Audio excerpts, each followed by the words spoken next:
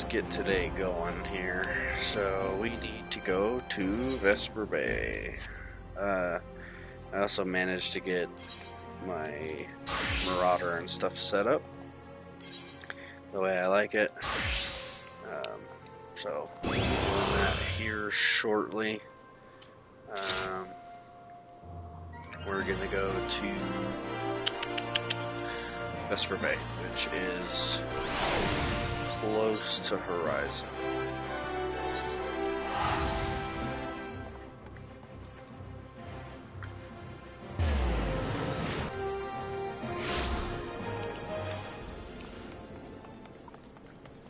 So we'll just make our way down here.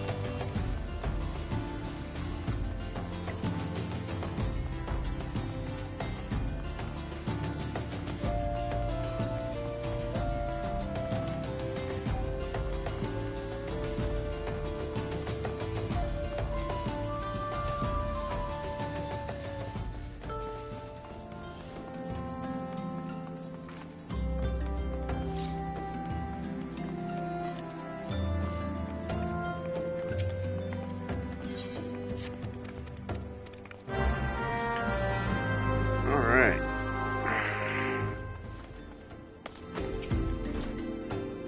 Story time.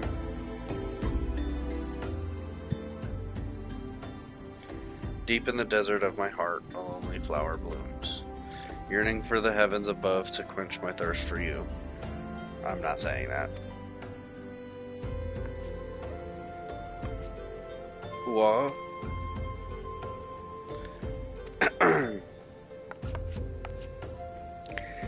I would thank you not to sneak up on me like that. Now, please be advised that this is private property. Unless you have pertinent business here, I must ask you to.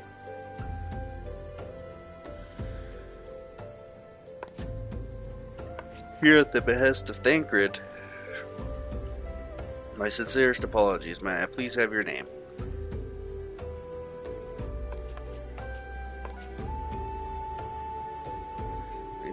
Leaf Gaming. Ah, here you are. I bid you welcome to the Waking Sands, headquarters of the Scions of the Seventh Dawn. My name is Tataru, and I look forward to assisting you during your time with us. The antecedent is within the solar. I shall let her know to expect you.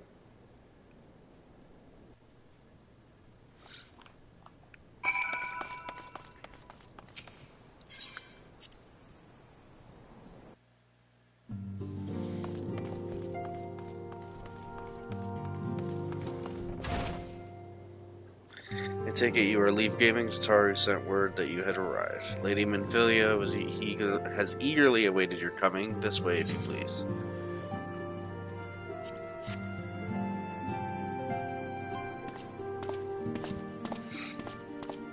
So you're the adventurer of whom I've heard so much. Well met, friend.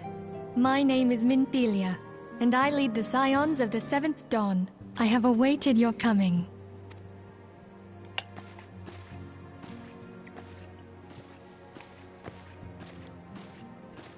Please, be at ease. You are among friends here.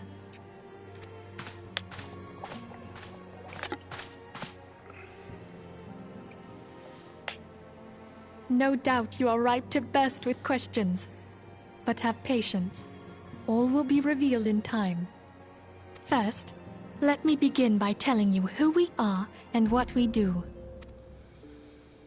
We are the Scions of the Seventh Dawn, an order that transcends political boundaries. Our single objective is the preservation of the future of Eorzea. Among our gravest concerns are the godlike beings known as the Primals. Their existence is a bane upon Eorzea, nay, the world at large, and we have striven to find a lasting solution to the threat they pose. Our order is home to a number of individuals who, like you, possess a rare and special talent. This talent takes various forms, but one holds particular interest for us. Tell me, have you ever experienced a sudden, inexplicable loss of consciousness? Have you ever had the sensation of being pulled away from reality? Felt as though you were hovering in space, a mind without a body? All these things are the manifestations of your talent. Yours is the power to transcend the boundaries of the soul, a power known as the Echo. The Echo allows you to pass through the walls of a man's soul and hear the resonations of his past. You will be there in his memories and see things as he saw them. You may even interact with that which you see, though you cannot change the outcome of events. For another blessing, the Echo will enable you to know a man's mind even if you cannot comprehend his words. In short, the Echo is a truly extraordinary power, and this power is strong within you. It is only a shame that we cannot use it whensoever we choose. That's right. I too possess the Echo. With that established, let us return to the subject of the Primals. So long as they exist, the realm cannot take so much as a single step towards true peace. Measures must be taken. Measures which transcend boundaries, be they of faction, race, language, or creed. And to do so, the Scions require the aid of those with our talent. Make no mistake, the Echo will be instrumental in dealing with the primal threat. Without it, we cannot hope to save the realm. I know not what it is you desire for yourself, nor what it was that first brought you to Eorzea, but I firmly believe that the power we possess was given to us for a purpose. Why else would the gods entrust man with a gift so extraordinary, if not to have him use it? And so I implore you, lend us your power.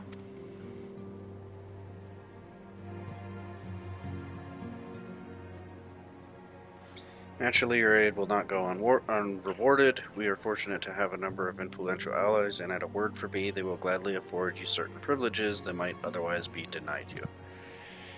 The right to employ retainers, for example. Are you familiar with them? They are individuals who may be relied upon to manage your assets and belongings on your behalf. The papers you requested, milady.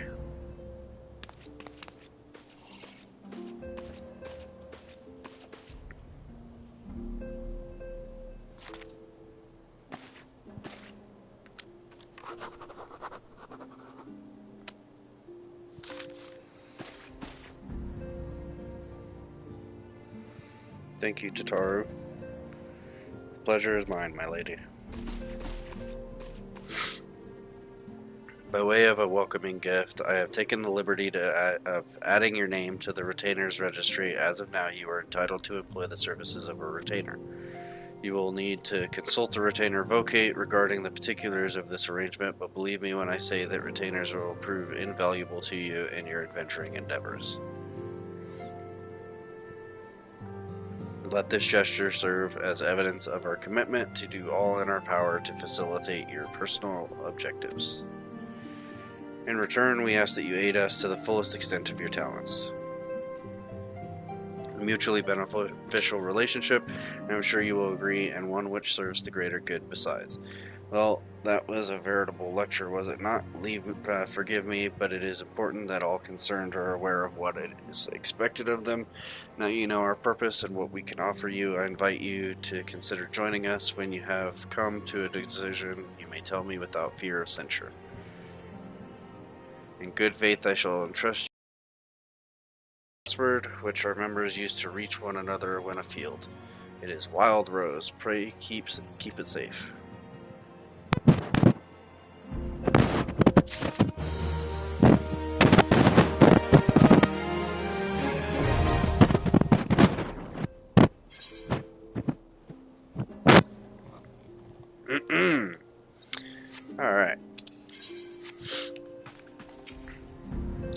We Scions have but one objective, to safeguard the future of Eorzea. Among our gravest concerns are the godlike beings known as primals. Long have we striven to find a lasting solution to the threat they pose. I know not what it is you desire for yourself, nor what it was that first brought you to Eorzea, but I firmly believe that the power we possess was given to us for a purpose. Pray consider this when you give me your answer, Leaf. 1 second. I take it you will help us. Wonderful! I knew you wouldn't let us down.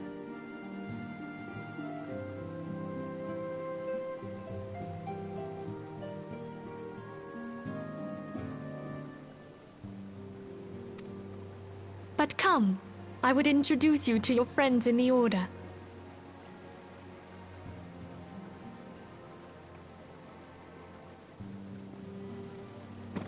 Tell me, does the name Charlian ring any bells?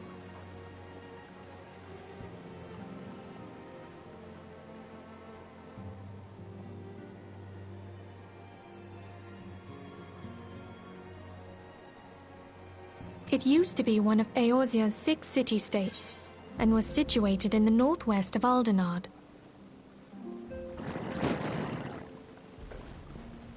The Charlians were the keepers of wisdom both old and new. Their mastery over magic and ether was unsurpassed, and even the Garleans knew to fear them. Among their number, there were a noble few who devoted their lives to safeguarding the future of Eorzea. When the realm began its descent into chaos, and their countrymen fled for the motherland, they alone chose to remain here. These noble men and women were called the Archons. Those same brave souls stand before you now. The masked woman is Ida, and beside her is Popolimo. The two are charged with surveying the Twelveswood. Hello there. Welcome.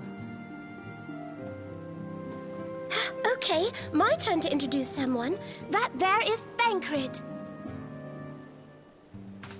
He is our man here in Ul'dah, Jewel of the Desert. Welcome to the team. I never doubted that you'd come. If I may, the lovely maiden beside me is named Y'shtola. Limsa Lominsa has the pleasure of being under her care. Greetings. Last but not least is Urianger, who presides over all affairs within these halls. Pray seek him out whenever you have questions.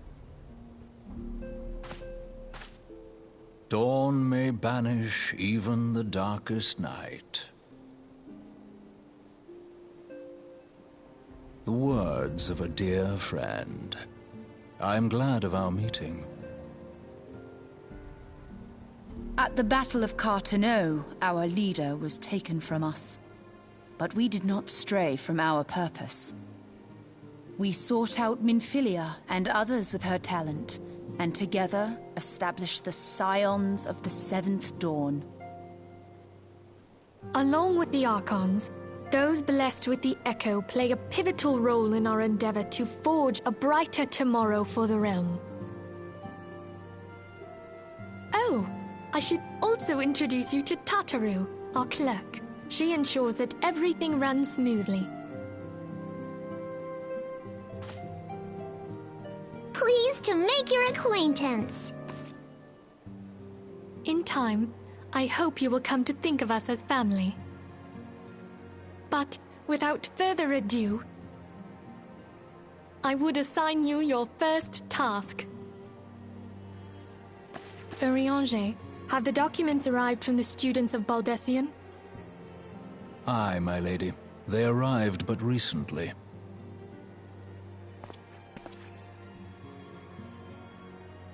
We have received a request for aid from the Immortal Flames.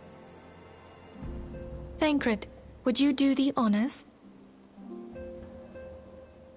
It would be my pleasure.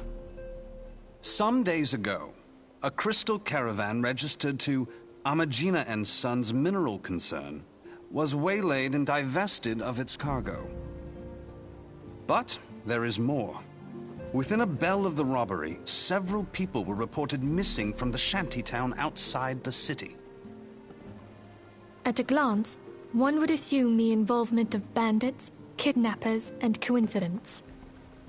Such crimes are hardly uncommon, and the Immortal Flames deal with their like almost every day.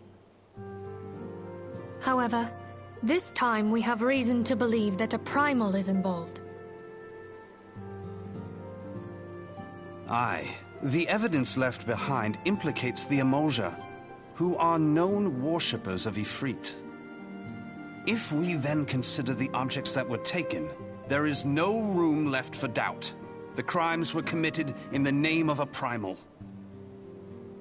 That you may better understand the nature of our struggle with the primals, I would have you play the leading role in this investigation. You have my thanks. If there is aught you wish to know, I recommend you speak with Thancred. He is well versed in the affairs of Ulda. Ever at your service, dear fellow.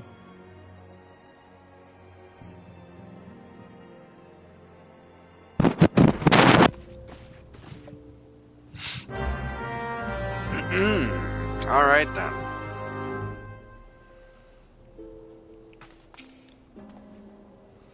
Ready to begin, are we? That's the spirit. So then, your mission is to investigate a crystal robbery and a spat of abductions. Crimes which we believe to be connected, assuming we are correct. It is like that any discoveries we make in relation to one will further our understanding of the other. Now, since the attack on their caravan, our friends at Amagina and Sons Mineral Concern have doubled security over all their shipments. In light of this, it is my judgment that the abduction should be our priority. According to our preliminary findings, the majority of the missing were last seen in the vicinity of Camp Drybone, so that would seem a fine place to begin. A fellow by the name of Asembard serves as the camp's de facto leader. Pay him a visit and see that he gives us his full cooperation.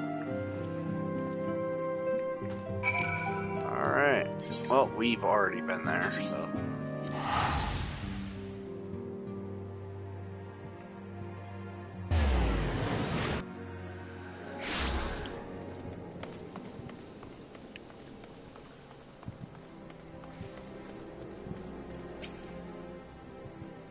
Hi, I'm Asembard, here to search for the missing folk, I take it. Minfilia sent word that an adventurer fitting your description would be along. She also warned us to be wary of the Almal-Jah. It seems we know who the culprits are at the very least. Now, I bear no official title at this camp, but the people here have come to look to me for leadership. You have my word that I'll do all I can to help see the victims safely returned. Let us get right to it then. Minfilia names the Almal-Jah culprits in all this. You would do well to investigate them first. Much harm has been levied on the lands by Almal-Jah hands. The flames burn where they might, but their light cannot stay the darkness in all places at all times. There have been brutal murders of callers at the Church of Saint Adama Landama, innocents wishing no more than to pay their respects to the dead. The poor souls deserve a proper burial. I would see to the deed before mongrels catch their scent, but I know not if the Almal-Jah still live. Would you secure their remains for me, friend? You will find them on the eastern road. 12 willing, you may even come to learn something of what the Almal-Jah seek in this area. Gotcha.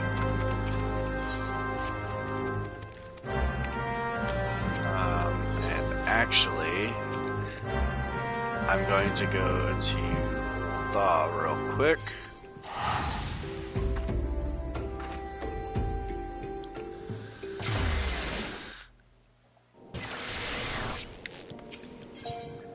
And we're gonna go here. We're gonna pick this up.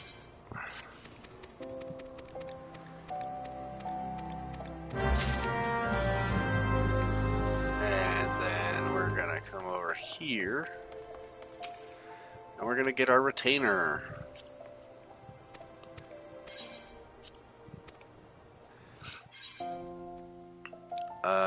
Sure. We're gonna go with this one. Why not?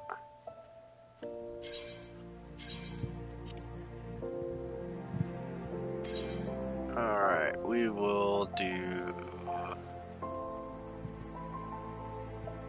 Sure.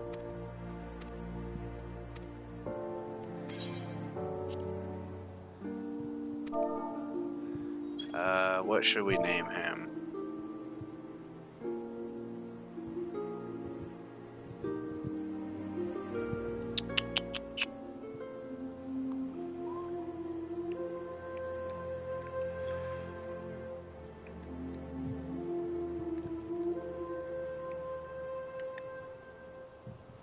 Sure, that works. Random name that I just came up with. Sure. Alright. Now, what you can do with these retainers is they're basically your bank. You can entrust some items to him. We will give him basically everything that is used for crafting and stuff. Just so it is out of our inventory.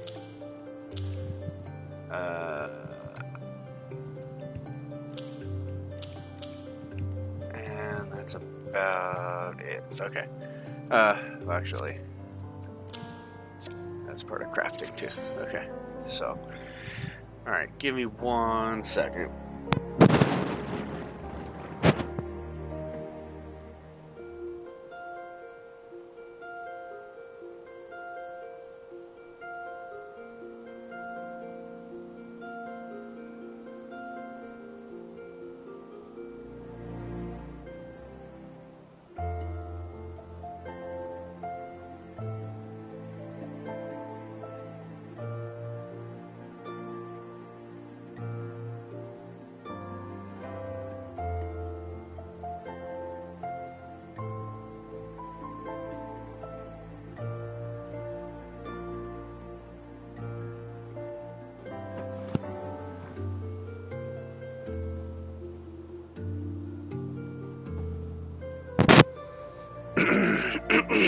Alright. Well, now that we have that done, we go here. And this quest right here teaches you about Fantasia, which is basically a free race change that you get. I believe you get 2 of them throughout the whole game, and then the rest you have to buy.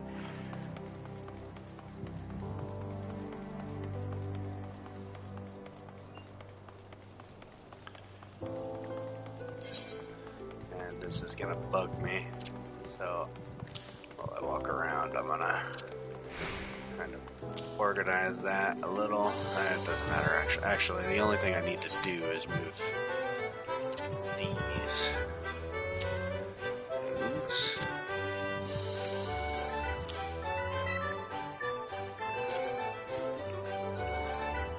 Move those, and that's good.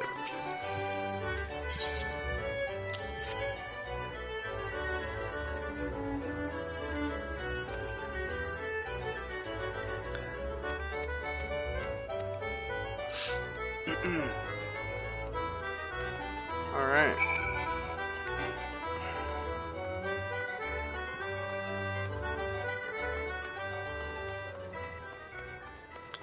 Then we'll run back, we'll turn that in with that dude.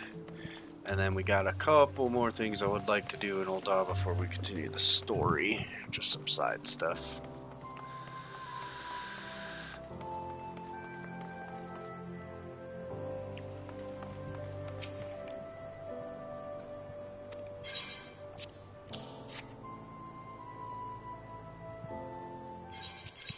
We're just gonna skip that. Alright, well that's done. So now we can do the other things that I would like to do in Ul'dah. The big one is unlocking the golden saucer. And I might spend some time just doing that for a little while, just because why not?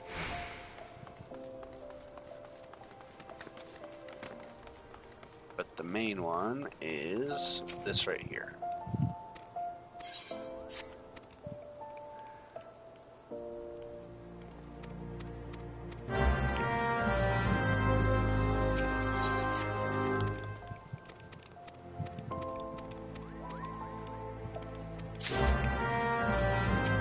I can't remember what this was. Well, I guess I gotta wait. Alright.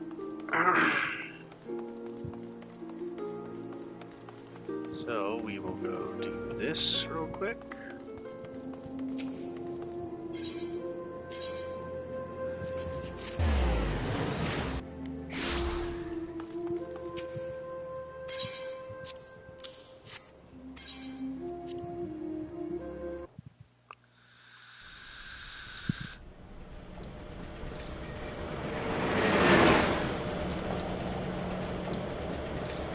And I will play the cutscene for this one because I do like it.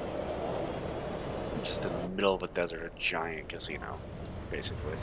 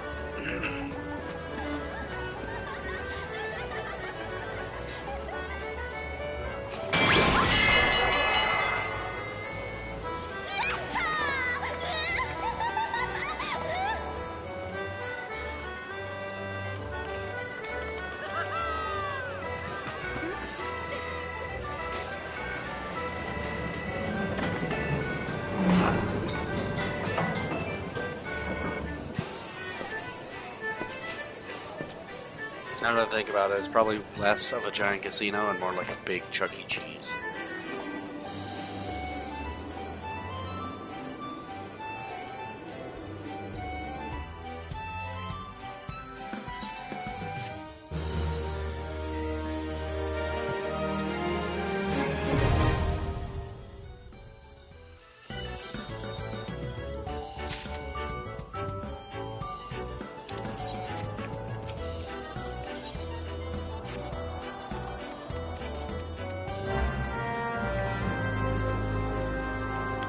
Alrighty.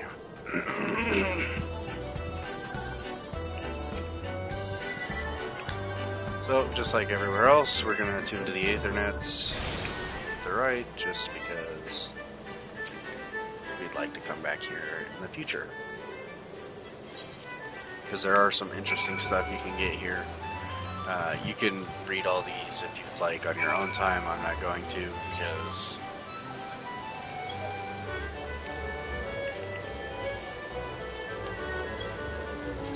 why not?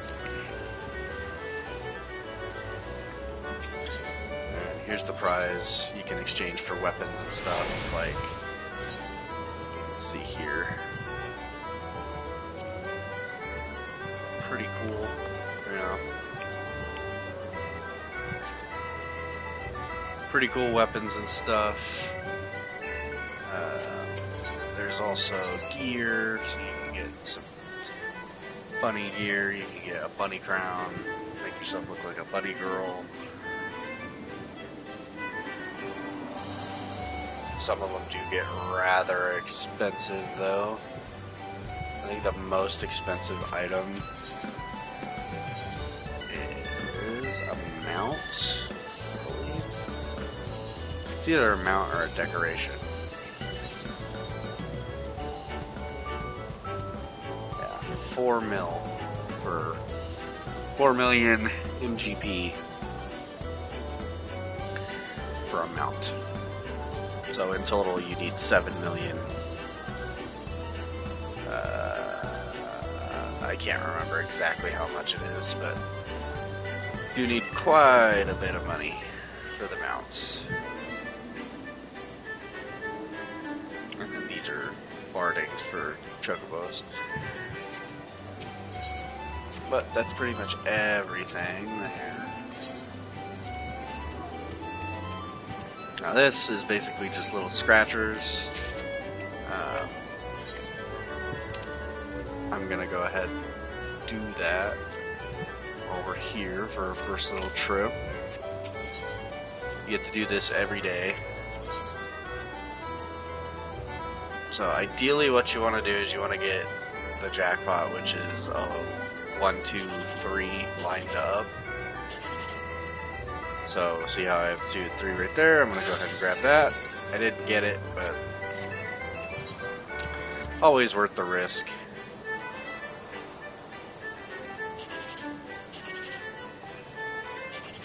Oh, well, we're trying here. Yep, see right there, we got it.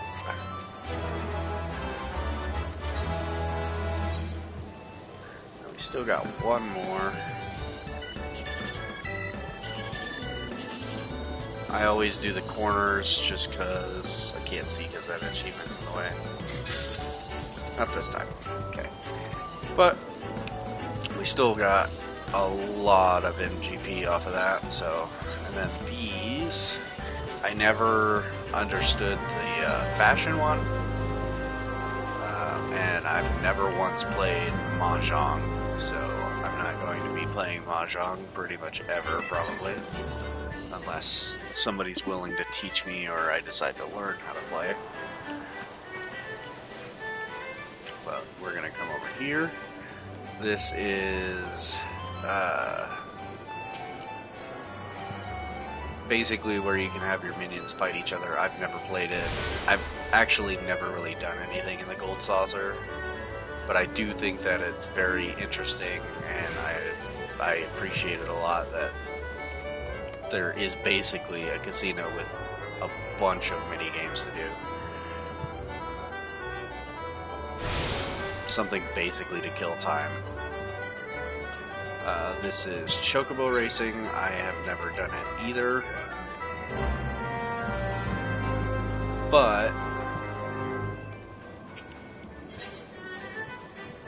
that's all well and good. We will try to do as much as possible. This is Triple Triad. I will tell you now, I absolutely hate Triple Triad. The game does not make sense to me.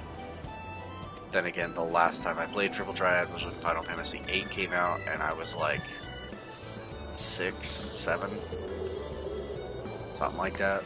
I don't even remember when Final Fantasy VIII came out. So I'm just going to talk to this person real quick so I can get some basic cards, and then I'm leaving. I will come back to that on my own time.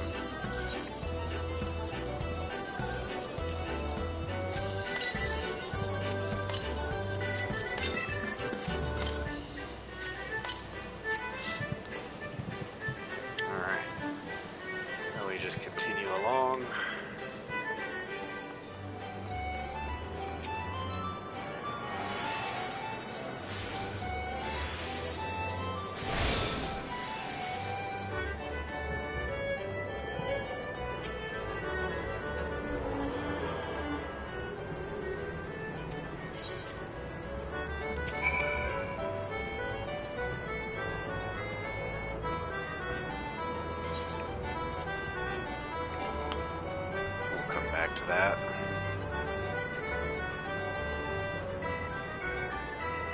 I'm gonna climb up here.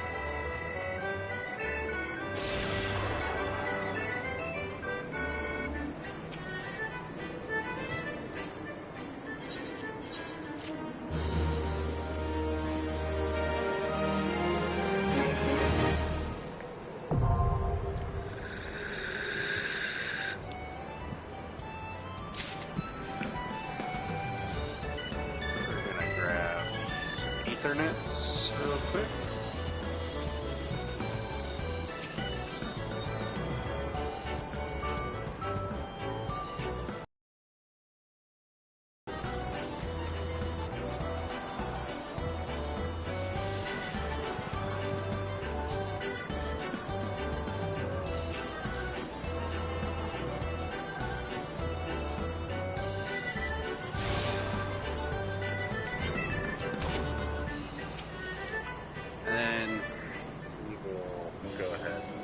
this guy. And this unlocks the fashion report, which is a weekly thing that you can do. I've never actually done it. So I'm just going to turn myself in for judging. That way I can just get the free 10k points. I don't really care that much.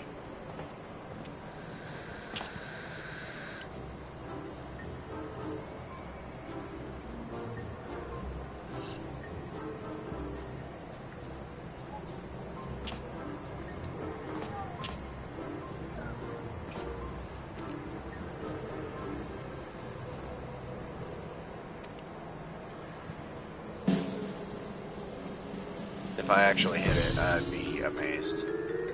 Nope. Close. Close. But not quite there.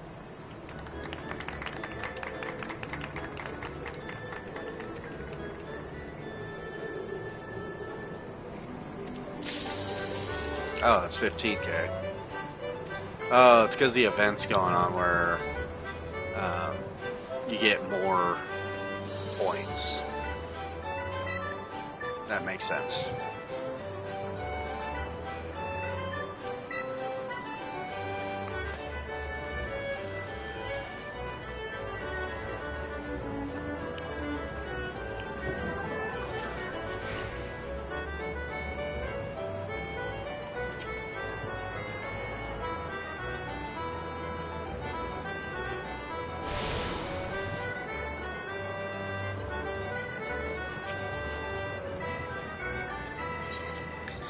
This is the Jumbo Jackpot, which is basically a big version of the little scratchers, except it's like a lottery, so you get a drawing every week.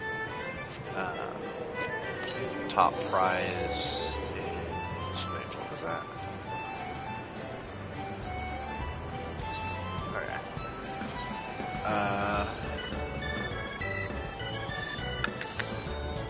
Sure, that works.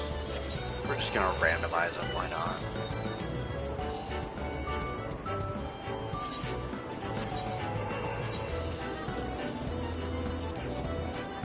Odds are I probably won't win, but just to see the past payouts, the last one was 1.1 million points. And it gives you a little ring to wear. Payout this time is 1 mil.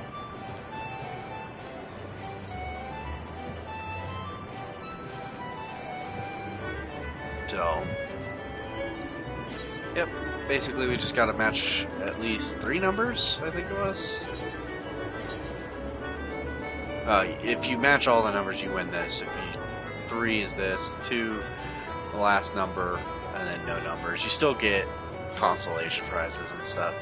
Basically, you end up getting your money back plus a little bit extra.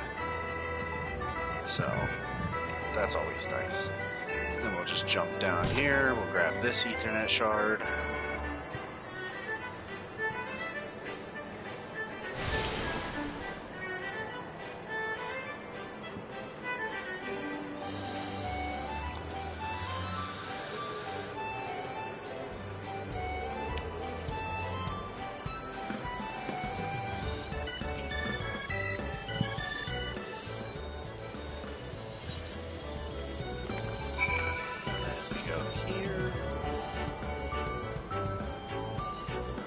That should be the last Ethernet shard I need. Yeah.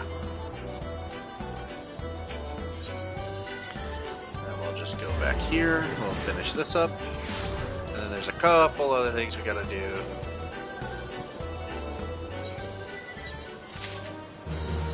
But that gets us some free tickets to play the mini attractions, which is Jumbo Cacpot, Mini Cacpot, the racing, and the triple try. Sorry, those aren't included. This is for like the. I'll show you here in a second. We're going to go to Bent Branch real quick.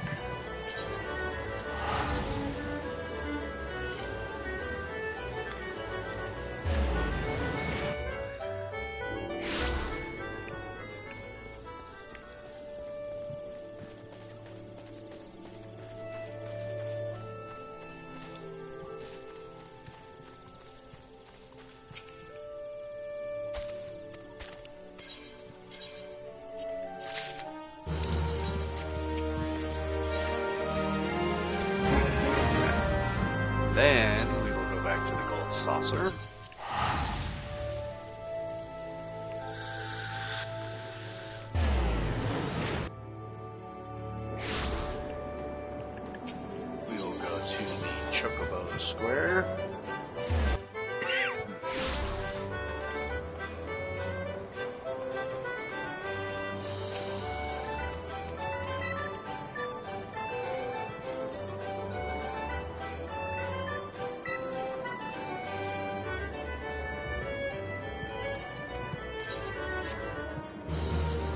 Alright.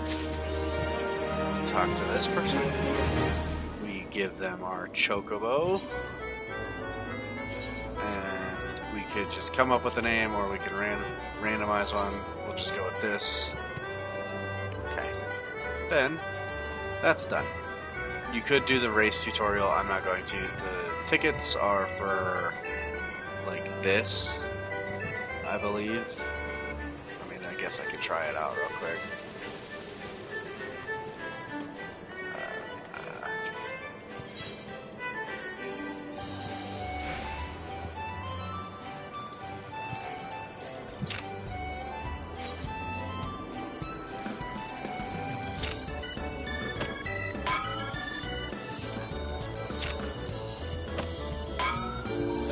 Basically want to find the sweet spot.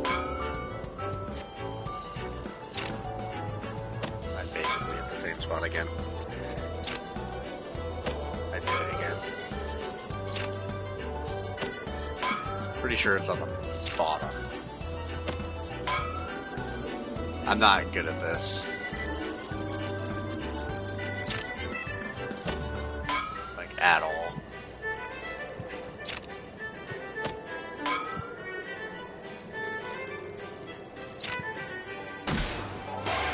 Wow, I finally got one.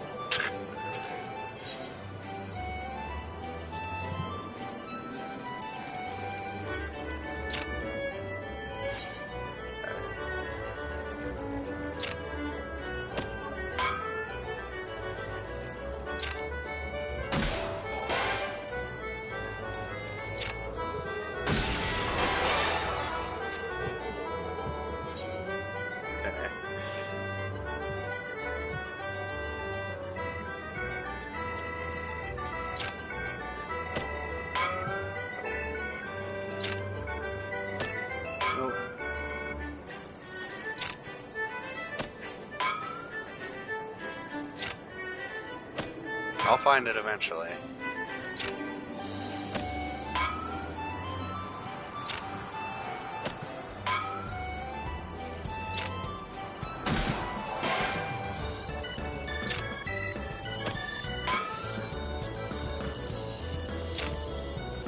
I'm just getting worse. Okay. Yep, that's basically what that's for. I guess I can show you the other one, which is this.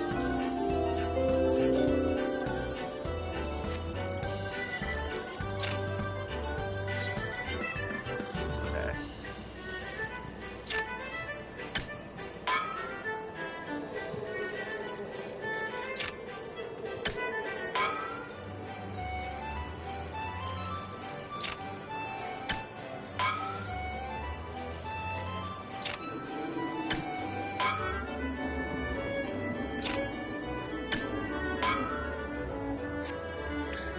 I'm not good at this one either. I'm honestly actually horrible at all of them. I'll just do this one.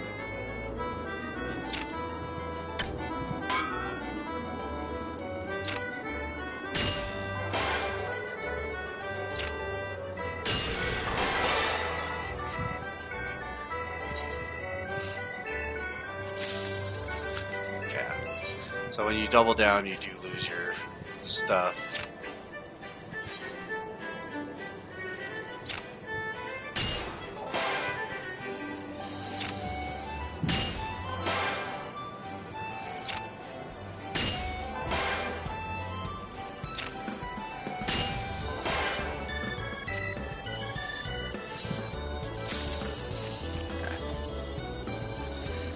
Oh,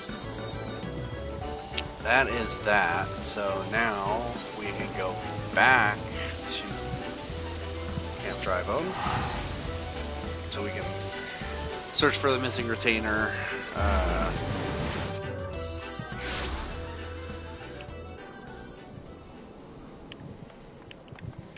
as well as finish these side quests. That way we can just get some free money. Sometimes it gives you gear. I'm gonna pick up the gear anyway, that way I can level up other jobs.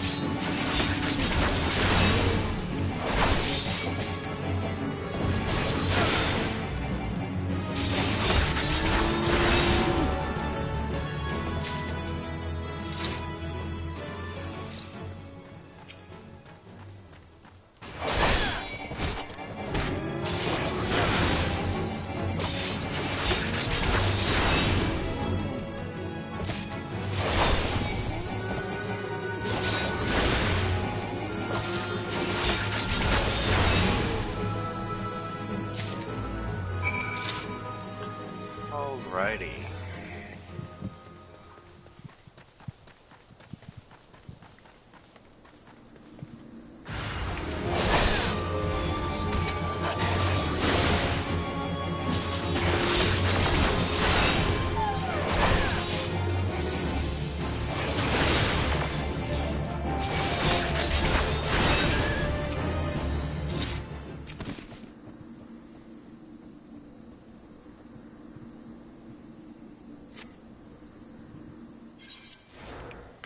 Alright.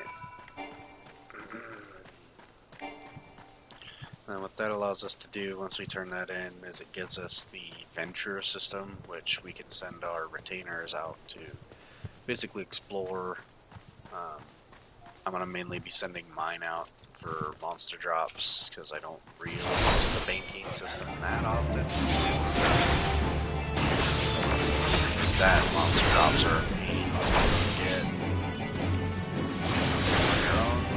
You have to sit there and build hundreds, if not thousands of stuff just to get one item that you're looking for. And as far as I know, there's nothing that can increase the drop rate besides one ability that Rogue has.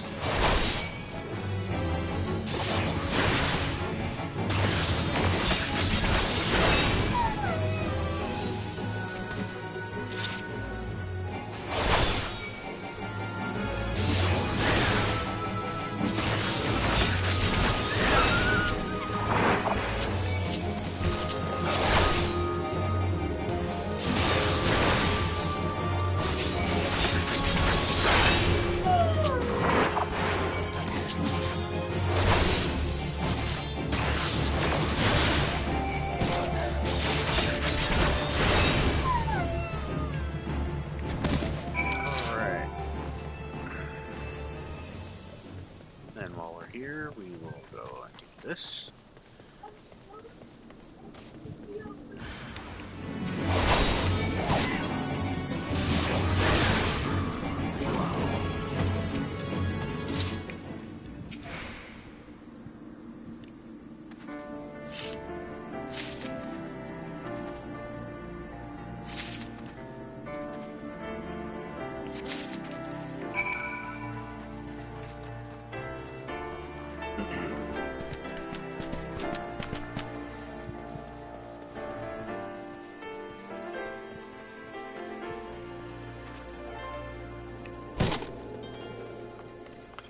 Alright, let's turn this in.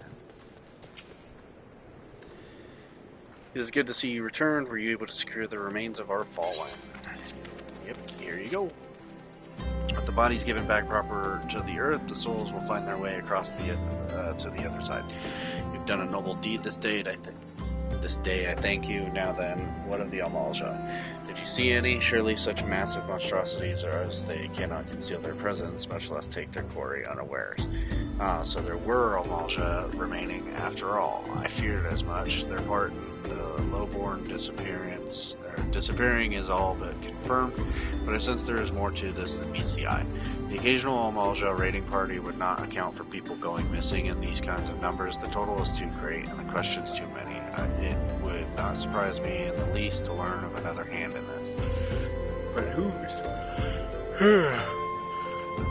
Countless travelers pass through Drybone every day, and even if it were one among them, how would we best discover who may be implicit in these vanishings?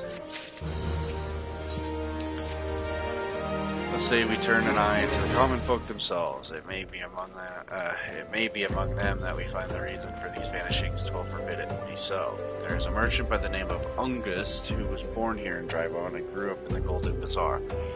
A rough character, but he knows the people here better than anyone else. I'd wager he's at the inn, quaffling away the day's earnings. Here, I'll write a note for you to show him, else he's like not to speak to you.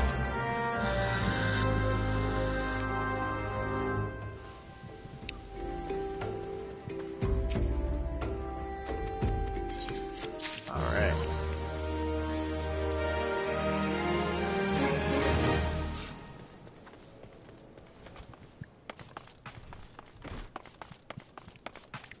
Where is this person?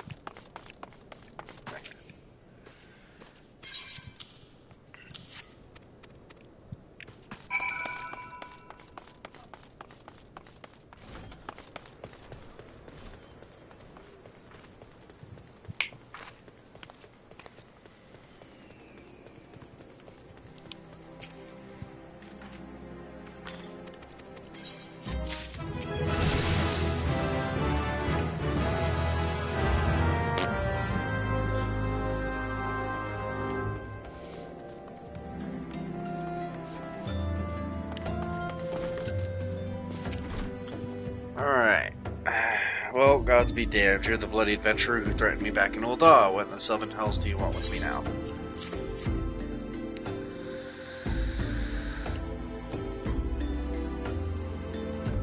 Dear friend, missing people, please help. Yours, Isambard. Folks around here are as wary as they come. They'll turn tail and run if you so much as pass wind nearby. Played them all for fools and coaxed some hard labor out of them, I did. If anything, they're even more timid than before, what with all the disappearances. You can go talk to them yourself if you don't believe me.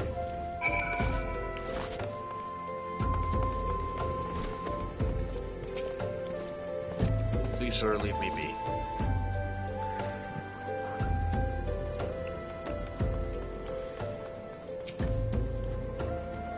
I've nothing to say but this. They'll take who or whatever's been feeding off us low folk.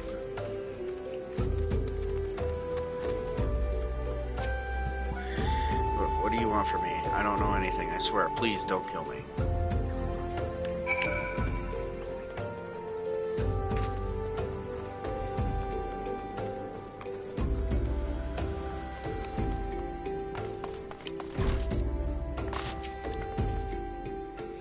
Just as I told you, wasn't it? The whole lot of them are terrified.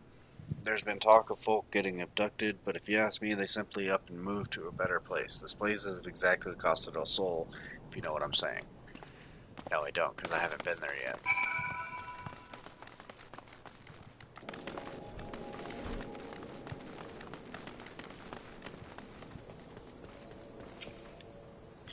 Welcome back, Leaf. Have you learned aught of import? I see. I suppose I should have expected as much from Ungust. Well, another thought occurred to me in your absence. The common folk are nothing if not fervent in their religious beliefs.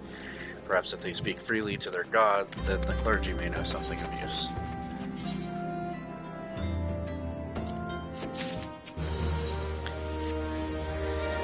If we would know what the common folk speak of to their gods, we've no better place to ask than the Church of Saint Adama Lendama. It is a small and humble church found to the northwest of here. As long as you are headed there, might I ask you to deliver this embalmed corpse? A morbid request I grant you, but it must be borne to burial, and I trust none more than you to see it done. Seek out a man named Marquise. He tends the graves at the Lich Yard. He will tell you where the body is to be interred.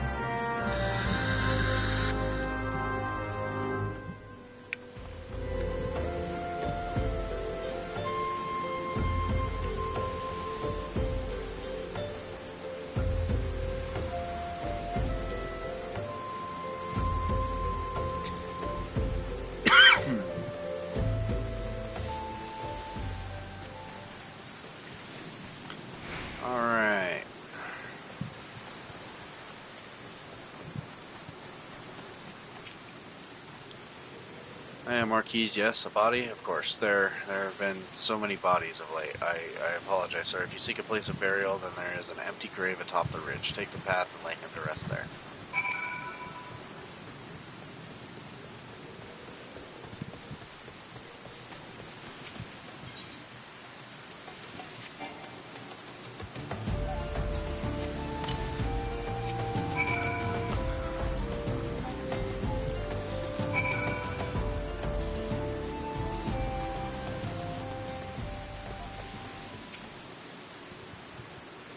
May they all walk in Thal's realm. What? Missing people? I'm afraid I cannot help you, but maybe Sister Orson can.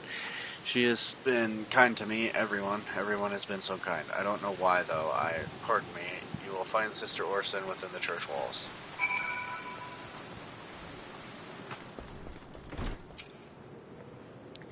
Here you have done us the service of burying a fallen soul. Please accept our gratitude and extend it to Simbark when you next see him. You seek knowledge of missing Drybone inhabitants? It is true I am closer to the people than any other of the Order. I confide in them and they in me. When they wish to speak to their keeper, Thal, I am the medium through which they do. Should I learn anything pertinent, I will be sure to share the information with you. I wish Marquis would be more helpful in the matter. I pray he did nothing to offend. He saw terrible things during the calamity. His scars run deep. Indeed, he seems to now prefer the company of the dead over the living. While tragic, I fear such behavior ill befits the church. I received word not long ago that one of our recent visitors, a man called Thancred, I believe, took offense at his conduct. I must have words with Marquis and soon.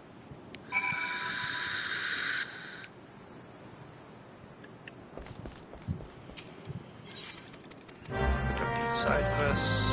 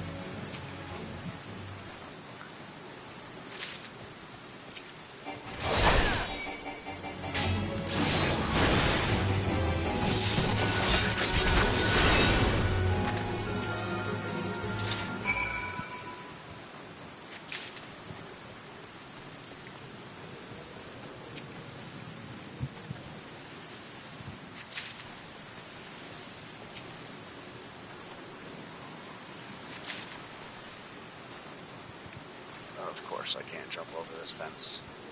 That makes sense.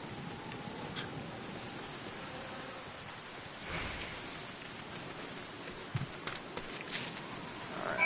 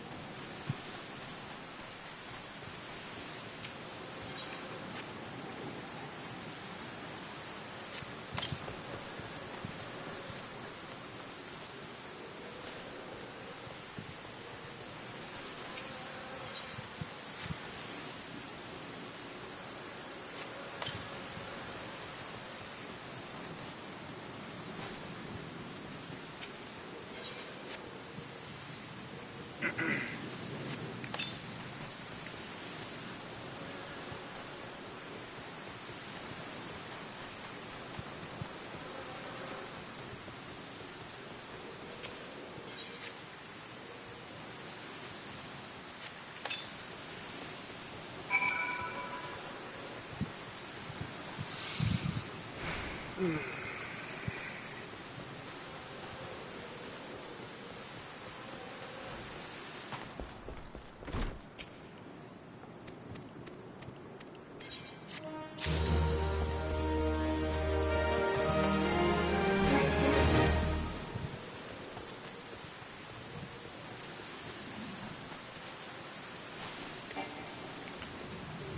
as well go do the side quest first before continuing on with the story.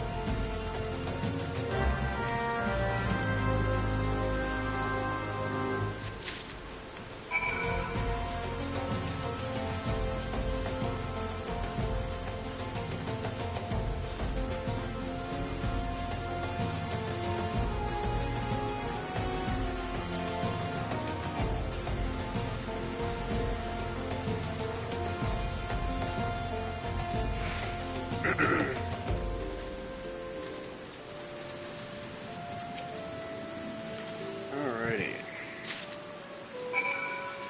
Back to this guy we go.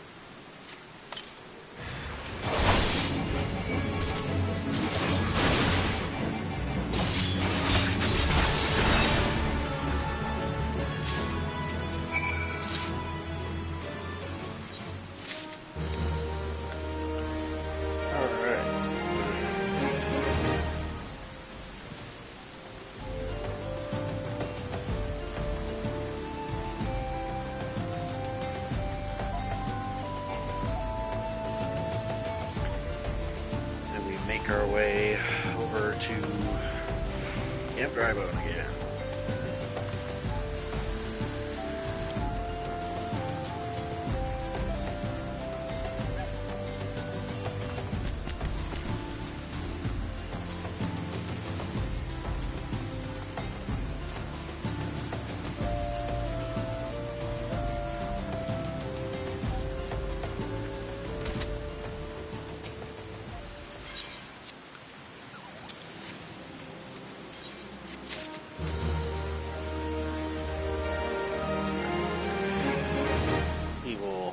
talk to Isambard real quick.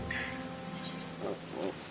Thank you, Leaf. A burial is no easy thing, even when the departed is a stranger. Were you able to learn aught of the missing common folk? You've been keeping yourself rather busy of late, haven't you, Leaf? Pleasure, my dear Isambard. The name is Thancred, and I share a passion with you and our mutual friend here for learning what has become of these missing persons and why. I too spoke with Ungust more times than I care to count. There seems to be some truth to this notion of the common folk speaking their secrets only to those in service of the gods. Prostration, prayer, penance, abject deeds done behind closed doors, away from prying eyes. Who better to take the pious unawares than she who takes confession, the good sister Orson herself? Orson, she wouldn't, she couldn't. Even the most beautiful roses have thorns, my friend, and you would be wise to keep an eye on this rose. Still, the Lich Keeper Marquis, I'd swear to the 12 I've seen that face elsewhere before.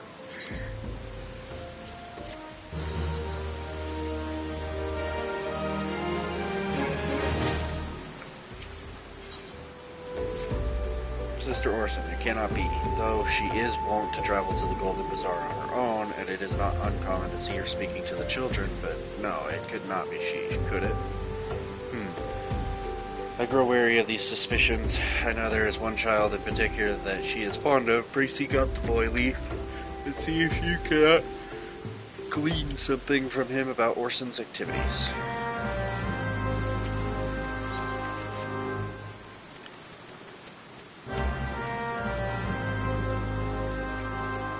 Let's go get some Tuco meat, I guess.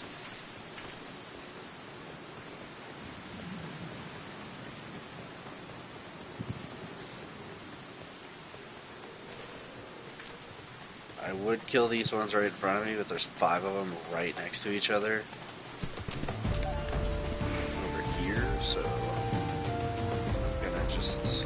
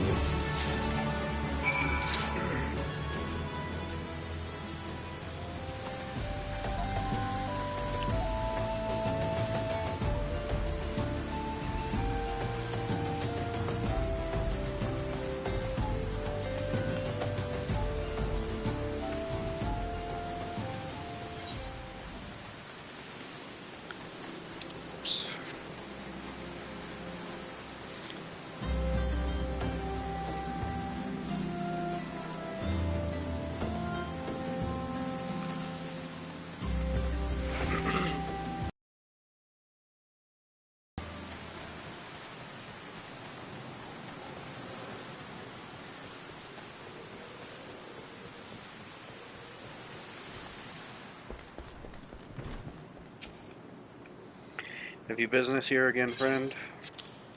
Oh, sorry. This is side quest. I don't care about that.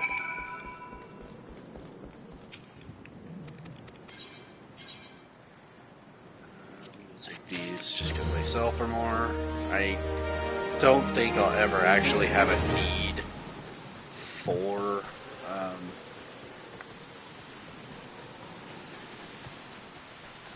potions and such, unless I'm like doing something very specific. So I'm just gonna sell them, unless I can use them in crafting later, which I don't think so. So at that point, those are just free money. Because this stack right here is like almost 60 golds, which isn't a whole lot, but may as well get something out of it.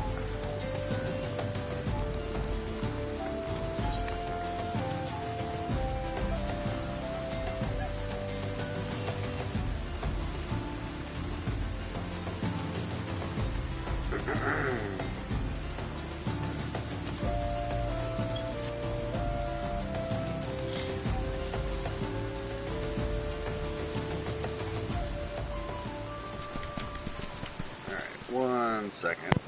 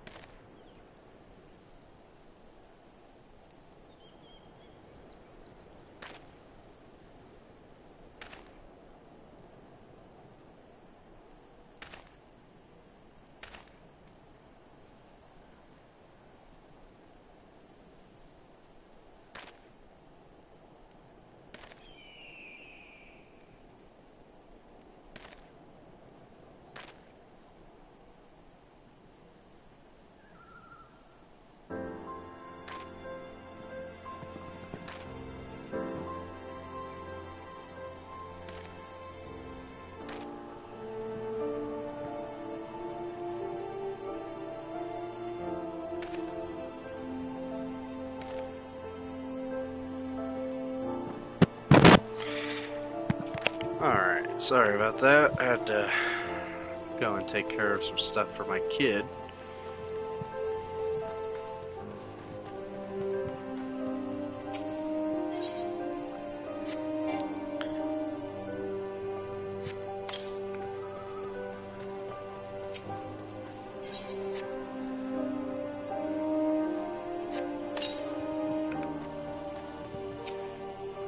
Alright, we'll talk to this. Please help. Sister Orson went out all on her own and hasn't come back. She always reads to me right here about Thal and the Order and the other side. I told her I lost my shiny thing and she went to look for it, but what if the monsters outside hurt her? Please find her.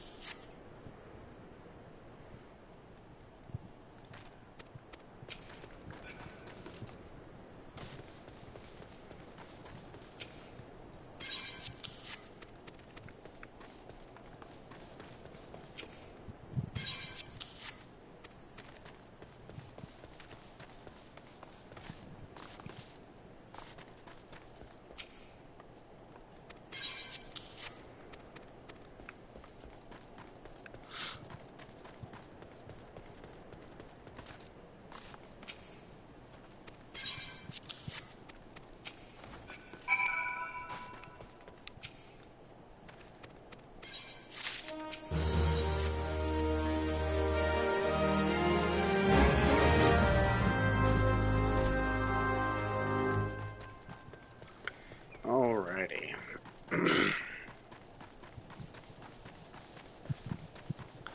Let's go save Orson.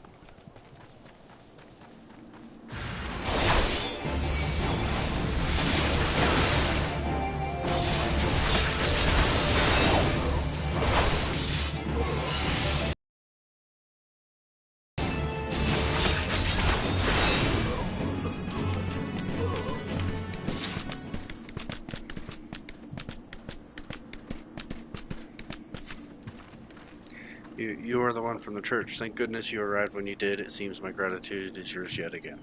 He spoke with the child. Yes, well, I was able to find his lost trinket. It is a ring given him by his mother before she passed. I will see it safely back to him.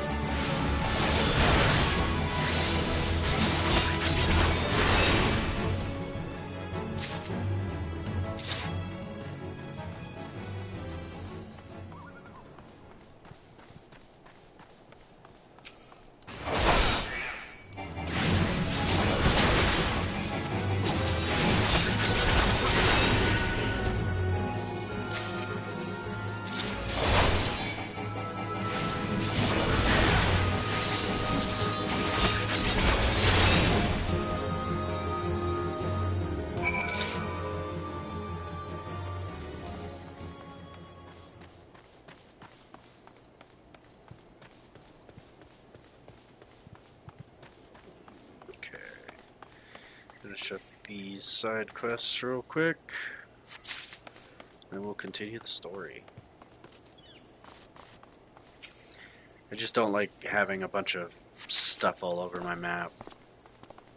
It bugs me, so I figured may as well do them all. Plus, it's what you would do when the game first came out. Maybe one more. Oh, right there.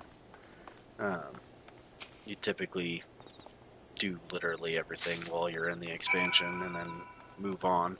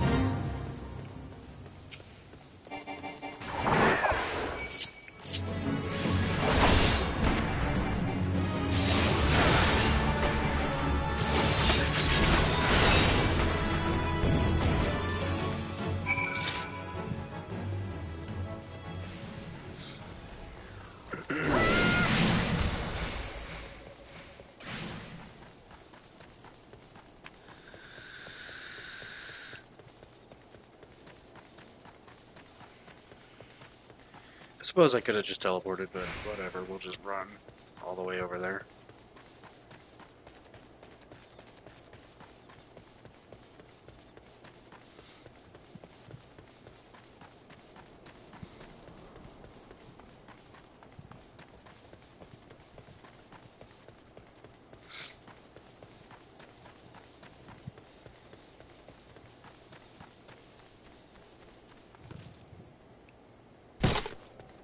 Ow.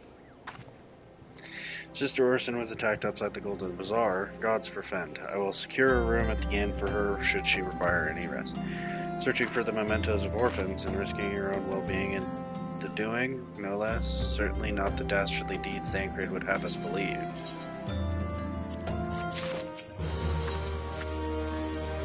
I am well glad I reserved that inn room for Sister Orson. It seems she received greater injuries from her attackers than she initially let on. Thankfully, she is expected to make a full recovery. But now on to the matter at hand. Thancred came looking for you once more. He left word that he will be waiting at the Amalja encampment to the southeast. I pray the two of you are able to uncover some evidence regarding these disappearances.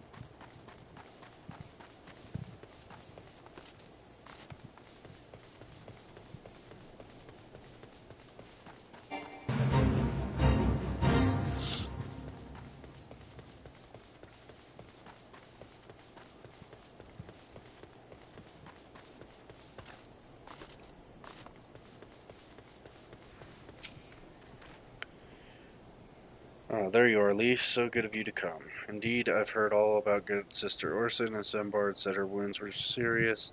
It would seem my suspicions about the poor Rose were misplaced, but false though they were, perhaps my suspicions were not entirely without merit. Whilst following Sister Orson near the Golden Bazaar, a band of Amalja caught my eye. I tracked them as far as this encampment, but, well, let us say that it would much prefer to keep, I would much prefer to keep my distance and remain here. This, of course, brings me to why I requested you, dear Leaf. Would you be so kind as to take a look inside? So, in other words, you're being lazy, and you want me to go do it for you.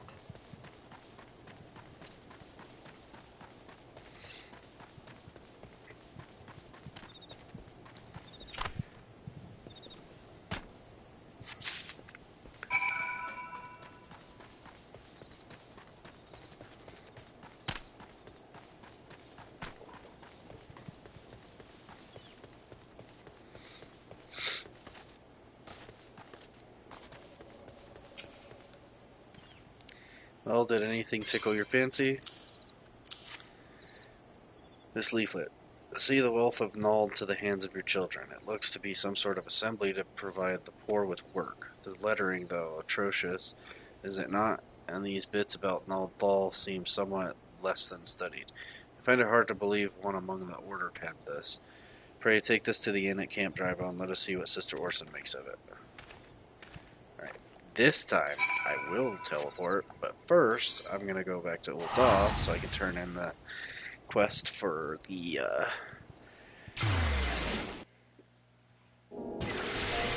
ventures.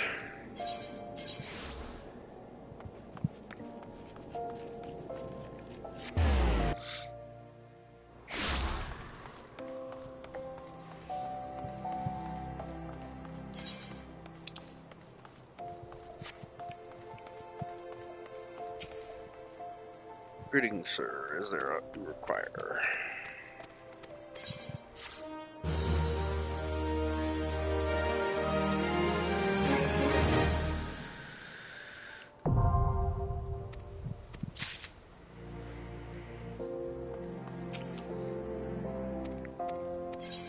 Alright, so what I'm going to do, I'm going to summon him. I'm going to assign him a class. And I'm going to give him the gladiator class because he could just use my old gear. Yep. And then we can send him to... where is it? Right here. I give him my old gear. Sure, I'll just give him that to wear. Why not?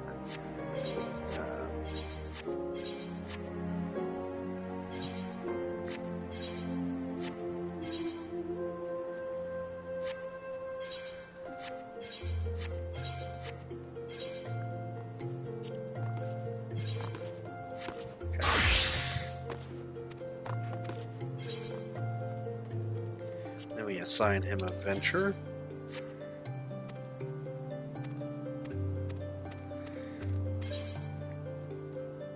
For the two main venture types, exploration sets your retainer to scour the terrain of your choosing for hopefully precious items. There is no telling what he or she may find. Indeed, there are certain rare items which can only be attained through ventures, so make a point of dispatching your retainers as often as your resources allow. Yeah, it's this one. It costs less, or it costs more, but it, in the long run, yeah. In the long run, it costs less, but it takes more time to complete.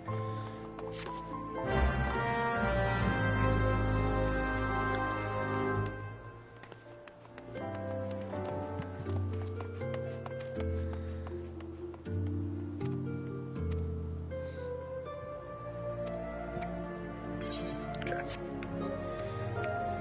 And that's done. So he'll come back in about 18 hours with some goodies, hopefully, and we can use those in crafting and whatnot. So now I'm going to make a quick little detour so we can unlock a dungeon.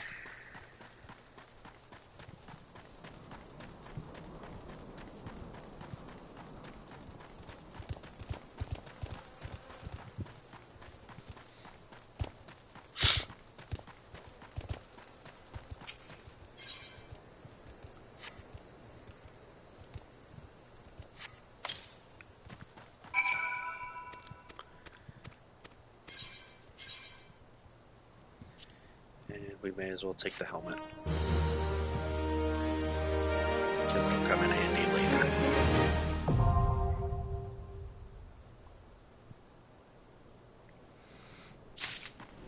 Alright. Now we will go. Consider how best to handle this. For now, tell us and Bard what we have learned here.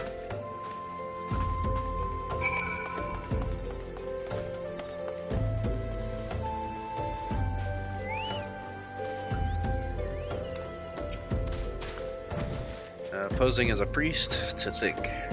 These troubling notions aside, it is gratifying to finally be able to move this investigation forward. Thank you once again, Leaf. I shall keep my ears and eyes open now more than ever.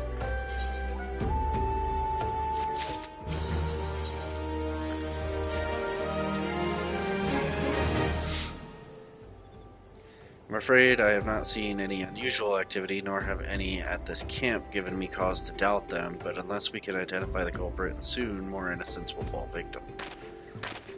Do not despair just yet, my friend. An idea occurs to me. Our suspect has been posing as a priest, using leaflets bearing false promises to lure the poor. Let Leaf and me serve like with like by posing as impoverished souls in need of succor. Oh, I dare to hope that this will yield us the answers we seek. It will be a dangerous undertaking, but you two are more than capable of looking after yourselves.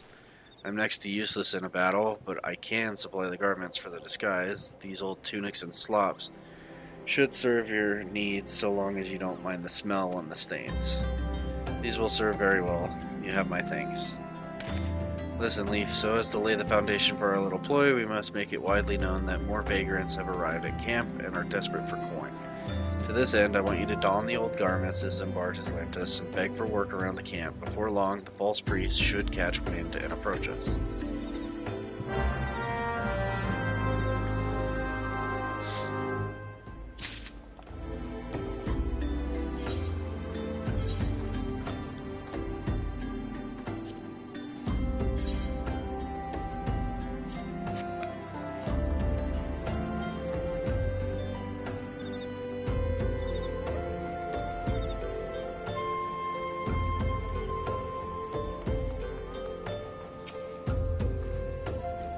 What is it?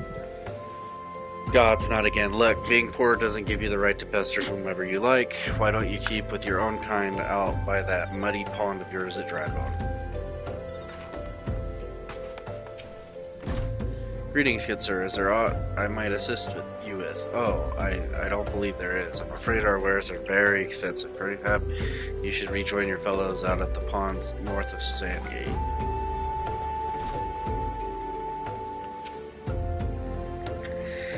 I preach the teachings of Azima the Warden. Hast thou come to partake the honey of her wisdom?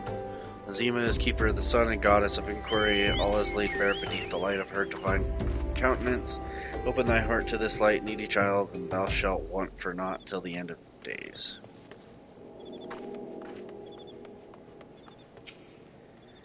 And you are? Another refugee by the looks of you. The immortal flames have neither work nor coin for your like. Be gone and see to it you don't make a nuisance of yourself.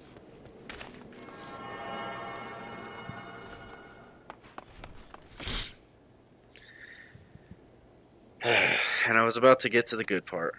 Looking for work, you say? Sorry, but we don't have any openings. Now get out of here so I can finish my story. See, that guy was kind of okay. Like, I get it. Like, I interrupted his story. He said that he doesn't have any work available. You have quite an act for being a nuisance, Leaf. The camp is abuzz with talk of newly arrived vagrants, and though we were unable to attract our wayward transgressor, we were able to learn that the poor have a commune by the pond north of Sandgate, to the east of there. The eyes of the authorities do not reach that place, rather ideal for spiriting away hapless souls. Let us go there and wait for the kindly priest to come and offer us aid and comfort. Needless to say, you'll need to remain in disguise.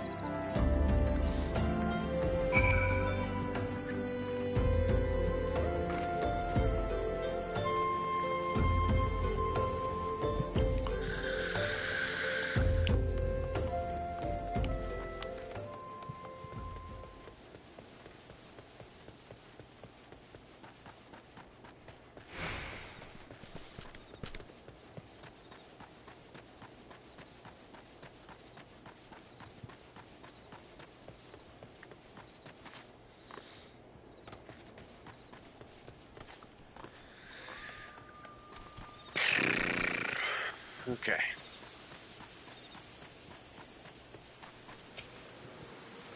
A fine evening for catching false priests, wouldn't you say? I mean, it's raining. You look absolutely smashingly, positively dressed for deception. All that's left, then, is to wait for our quarry to appear.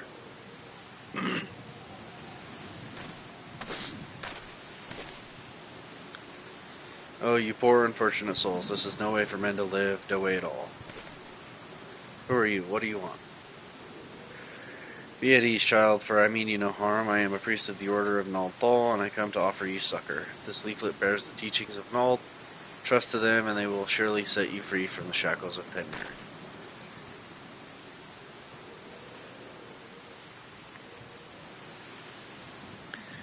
A tempting offer, but I'm afraid I must decline. On account of that atrocious performance, you would have made a god's awful mummer, Ungist. What? How did you know? You bastards tricked me. But please don't hurt me. I was only doing it to protect my people. Is that so? Do continue. Very well. I'm a man of the Golden Desar, raised there, if not born. Some moons ago, the Amalja raids began. They would appear sudden as a sandstorm and plunder and pillage at will. Our defenders couldn't stand against them, few as they were, everyone lived in fear. I wanted to save my people, but being a merchant was all I knew, and so I did the only thing a merchant could. I approached the Amalja in hopes of brokering a deal. In return for sparing the Golden Bazaar, they made demands, outrageous ones. Demands of what kind, pray tell? First of all, they wanted the schedule for the crystal shipments from the Nanowo mines. For this, I bribed one of the workers to leak me the information. Next, they wanted me to bring them people, so I posed as a priest to lure in the vulnerable and give them over to the Amalja. I didn't have a choice. Protecting one's home is a noble thing, but at the cost of innocence. You could have sought the aid of the immortal flames, yet you did not. I suspect you are not telling me the full story. What made you sell out your own people? Speak. Was good. What did you say? The coin was good, I said. I could sell mole meat for a score of lifetimes and not even see a fraction of what the Amalja paid me. You sacrificed innocence so that you could line your own pockets. Words fail to express the contempt I feel for you. Spare me your contempt. If you want to blame someone for the mess the world's in, then blame yourselves or the gods. Not you again. Were you the one leaking the Mortal Flames patrol routes to the enemy as well? Spit it out. No, I know nothing about that, I swear it. At this stage, I'm rather disinclined to believe aught that leaves your mouth, but no matter, there'll be time enough to learn the truth. Leave be a good man and take word of these developments to Minfilia, would you? I shall prize everything I can out of this filth. The abductees are still somewhere out there. Our foremost priority is to rescue them. Alright, well, before I do that, I'm gonna re-equip my gear. This? I think so. Yeah, okay. Alright, to Minfilia we go.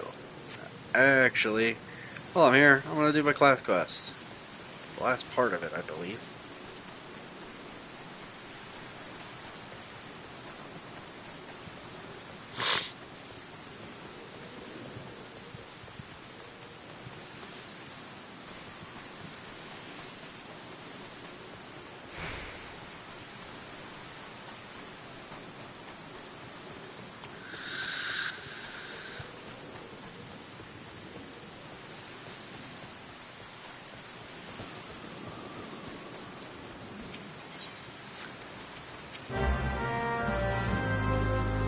Set these out of the way.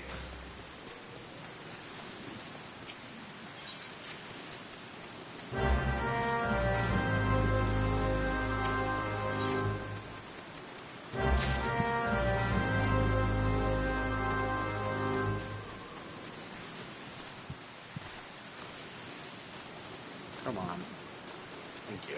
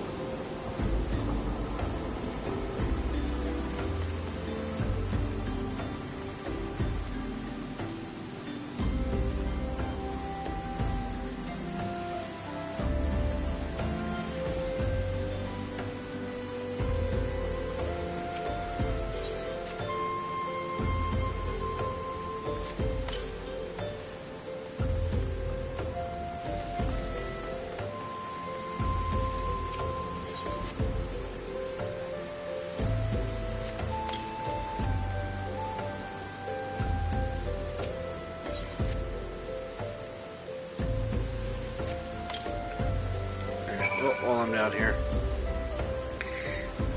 the Sacrarium has sentenced you to death for your crimes against the Sultan. Have you any last, huh? Who are you? What do you want?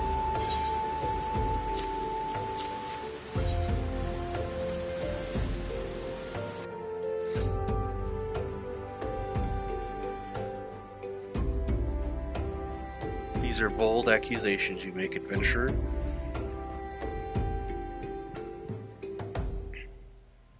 However, the Sacrarium has found the prisoner guilty in the eyes of gods and men, and he will be executed forthwith.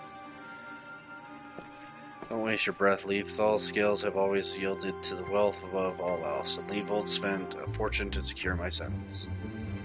Silence, criminal, and you, what are you waiting for? Do it.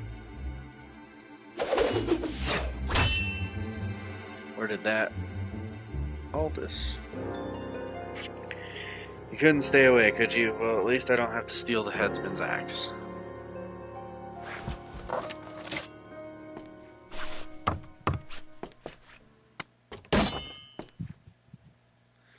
If the gods are to have blood this day, I'm afraid it won't be mine. Since you two are so devout, perhaps you'd be willing to offer yourselves in exchange. Mercy.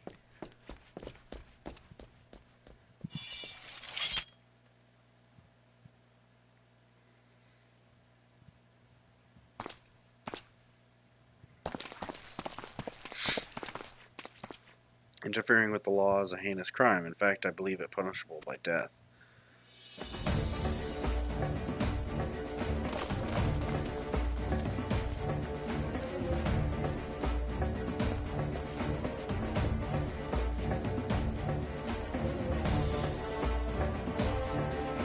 I had a feeling the spectacle would draw you here. I should have dealt with you myself from the start. Come, let's dance, brother. So, it's to be a rematch. Very well, I accept. Melee and the others need you, Leaf. Leave him to me.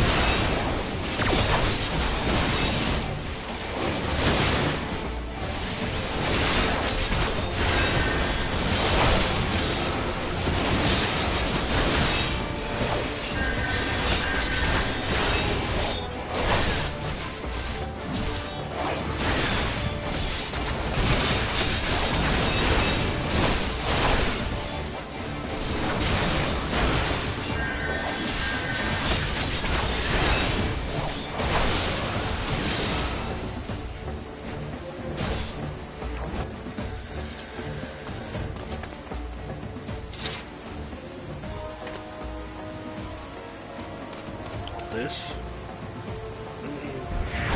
Almost.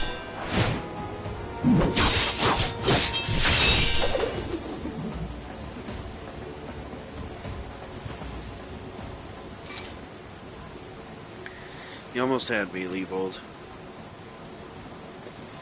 Stay back. I won't have your pity. You just have to. You just had to have it all, didn't you? Just one victory, just one bloody match. But your precious ego couldn't accept that. You ruined everything.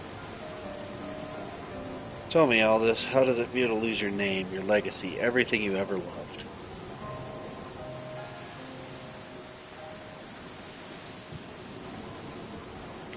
I want to know how much you suffered.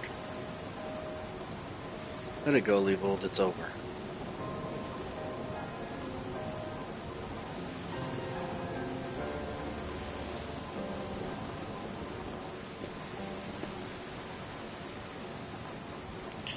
Like hell's it is, I swear you will never know peace, not in this life or the next. Leovold, no.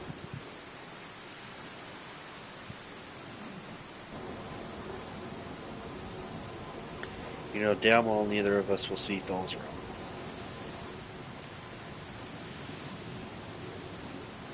Let's go, our comrades are waiting.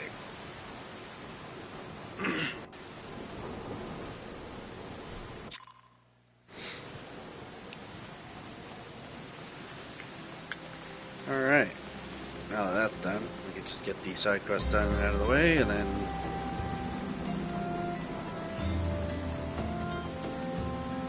move on.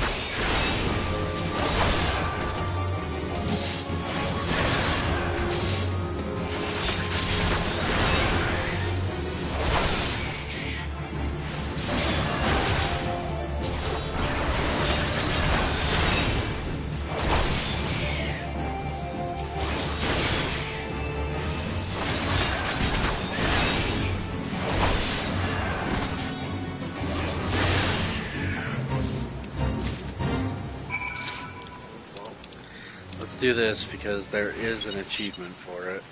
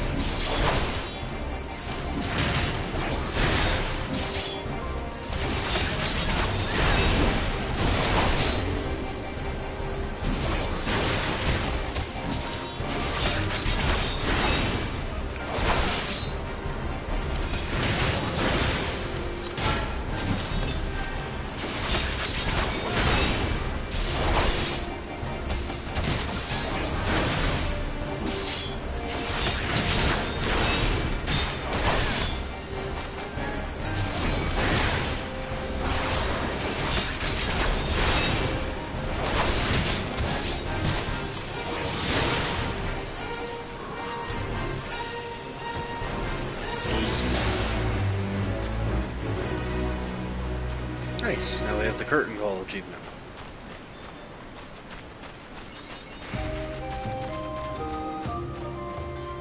No idea what that one is, though.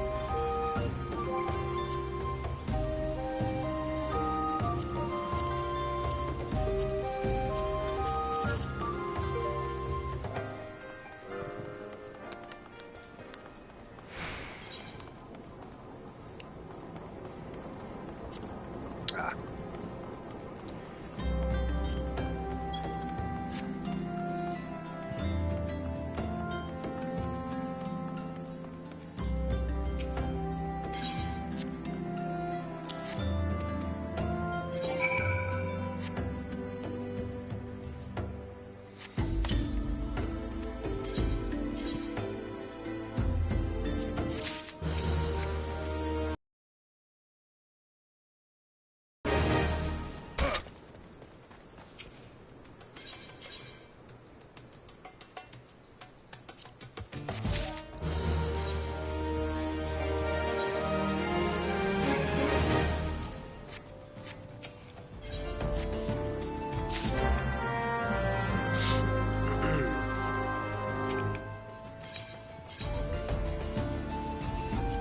I'm gonna take it just on the off chance that it's better.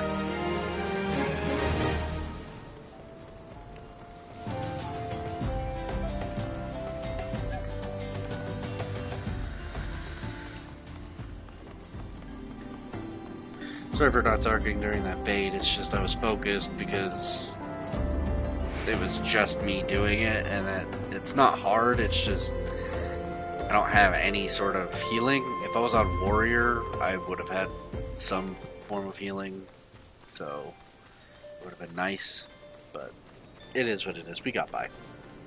Just had to use some potions, which, remember when I said I probably won't ever use them unless I'm doing something very specific where I might need them? That was one of those things.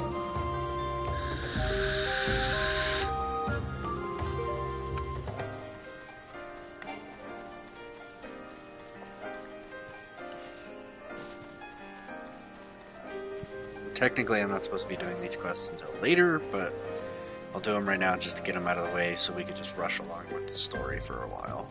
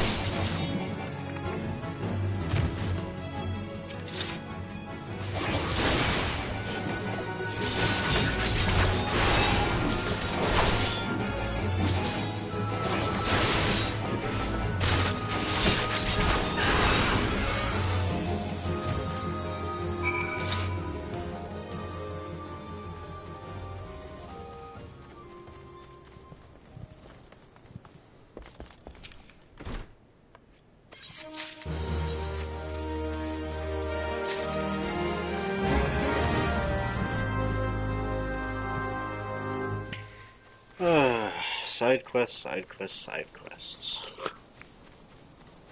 But in order to have a clear map and to literally do everything that an expansion has to offer, may as well do them.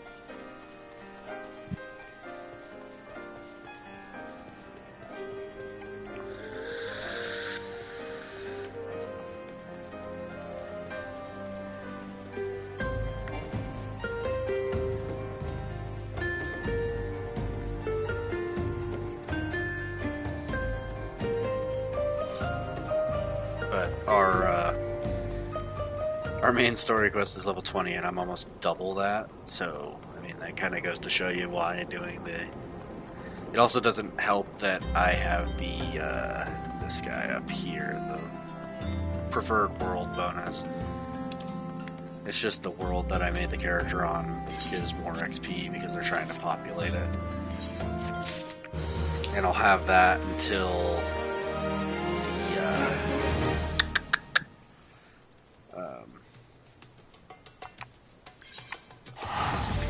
I'll have that bonus until probably the next expansion.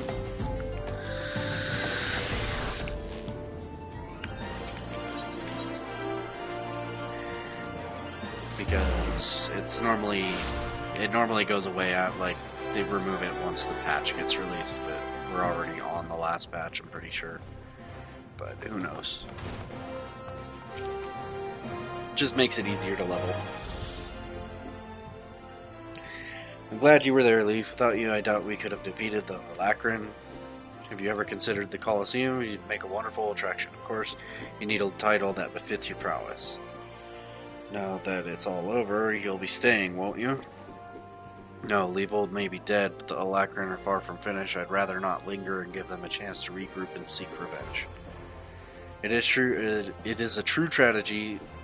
It is a true tragedy that I cannot enjoy the company of Ul'dah's lovely ladies any longer, but I have faith that equally radiant beauties await me in distant lands. Aldous, not another word, my dear. It's bad enough that the First Sword has permitted a disgraced gladiator to fraternize with her subordinates. Can you imagine the scandal if she became personally involved with the man? Nevertheless, I understand how you feel, Mila. I am known to have this effect on the fairer sex. I should have let the headsman have his way with you. That way you might learn something of humility. Ah, but how am I supposed to remember the lesson without a head? Your father would be proud of you, Mila. Don't ever change. Ah, yes, there's one more thing I wanted to say to you before I go, Leaf. 7 years ago, before my last match on the Bloodsands, I was given an offer, a sultan's ransom in exchange for a lot. Leavold begged and pleaded, but I just couldn't. Call it honor or pride or whatever you like. I made my choice, and in spite of all that came of it, to this day I have no regrets. It's a simple thing, you know what's right. It's a simple thing to know what's right. Listen to that heart of yours, and it will never lead you astray. Trust in your comrades, have faith in your skills, and you will triumph over any adversity. And with that, I bid you all farewell. I better not have to wait 7 years to see that bastard again. There's still so much I want to. What in the seven hells are you looking at? This is a training hall. Why aren't you all training right now? You think all it takes to stand on the Bloodsands is a sword and a stupid grin? No, it takes years of hard work, an ocean of blood and sweat, and an unbreakable will. Every man and woman here has the potential to become a champion, but it is you and you alone who decides your destiny.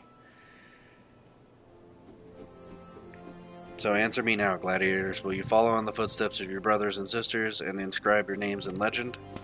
Aye. Alrighty. I'm gonna take this.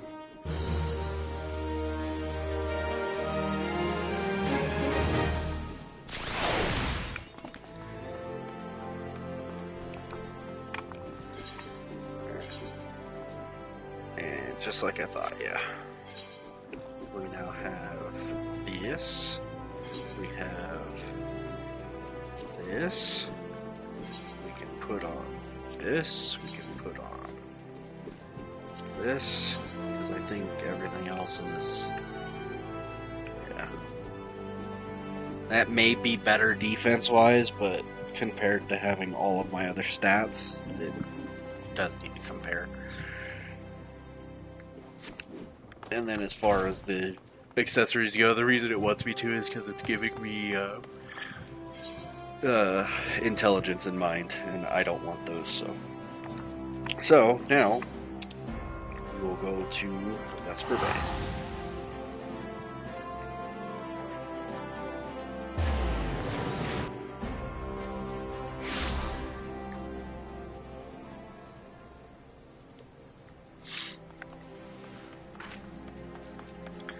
Alright. Let's talk to Minfilia.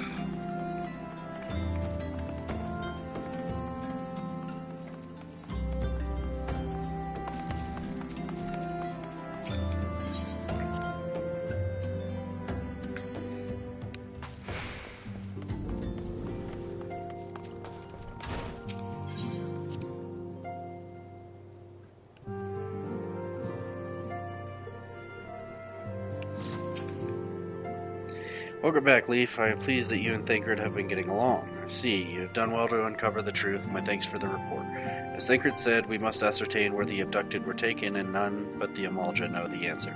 Suffice it to say, they will not willingly part with this information. I fear blood will be spilled before all is said and done. Though we seek a peaceful solution to the primal problem, we must needs be ready to fight for our cause. That you might take on the field suitably prepared, I would have you meet with a goblin acquaintance of mine. His name is Mutamix Bubbly Pots, and he's a scholar of no small repute. Mutamix is renowned for having introduced a revolutionary method of enhancing equipment to Eorzea. The knowledge of this method was once a closely guarded secret, but thanks to Mutamix and his students, it has now been disseminated to the great benefit of all the realm. It would serve you well to acquire an understanding of the process. For this purpose, I shall lend you a blade. Take it to Mutamix and bid him use it to demonstrate his craft to you. Mutamix is ever to be found at his camp in central Thanalan, a place known as the Bonfire. Look for a pillar of smoke and the way will become clear.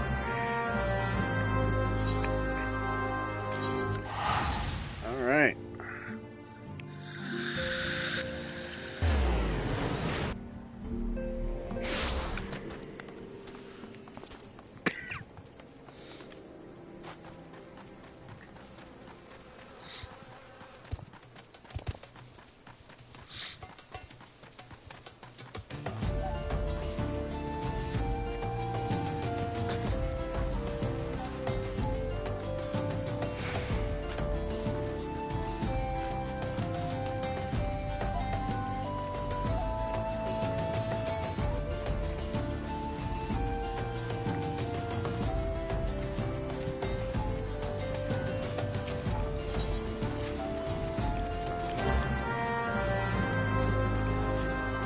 This one teaches you how to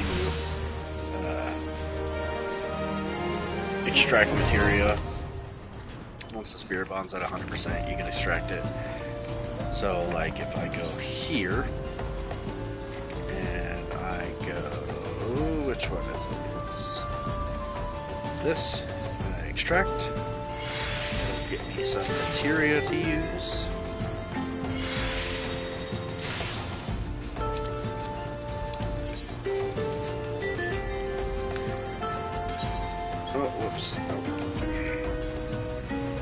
Who is Uplander come to 10th ring of Mutamix Bubbly Pots?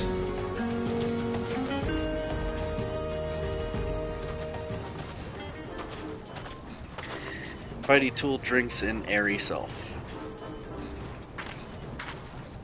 When full of airy self, Fighty Tool changes to Stony Shine, name of materia. If materia join with other Fighty Tool, then Big Eyes. Fighty Tool gains power of airy self. Mutamix is reckoning that Uplander is friend of Minfilia.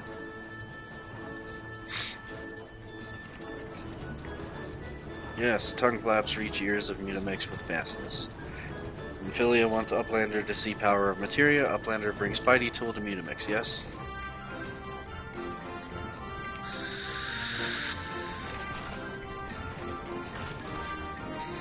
Fighty Tool is unstrong as Eating Tool. Make good teachy show of power of materia.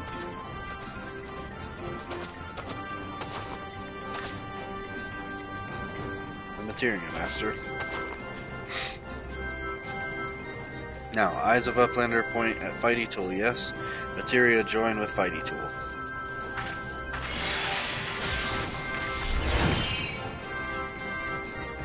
Fighty Tool gains power of materia. Fighty Tool reborn. Here, Uplander, take Fighty Tool to Minfilia.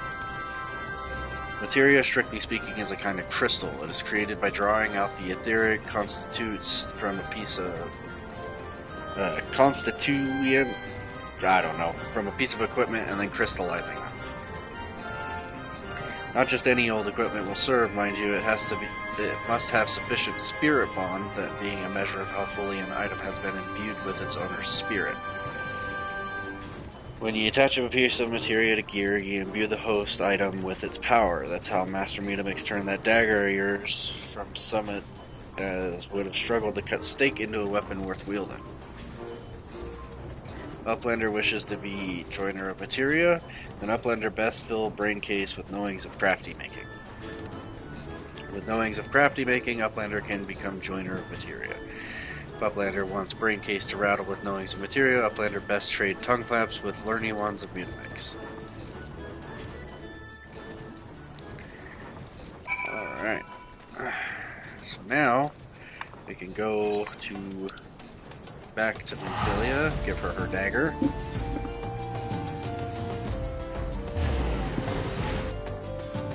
And we'll come back to them later. But for right now, we're gonna do our own thing.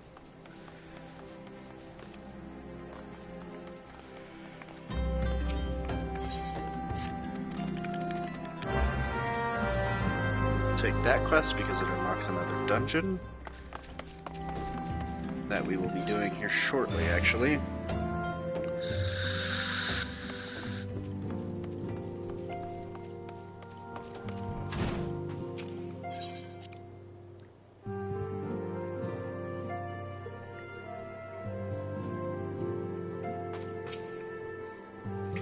Welcome back, Leaf. I trust your visit to the bonfire proved fruitful. Ah, what a remarkable difference in a single piece of material can make. Granted, the skills needed to manipulate the substance are not easily acquired, but one need only look upon the results to realize such efforts are worthwhile.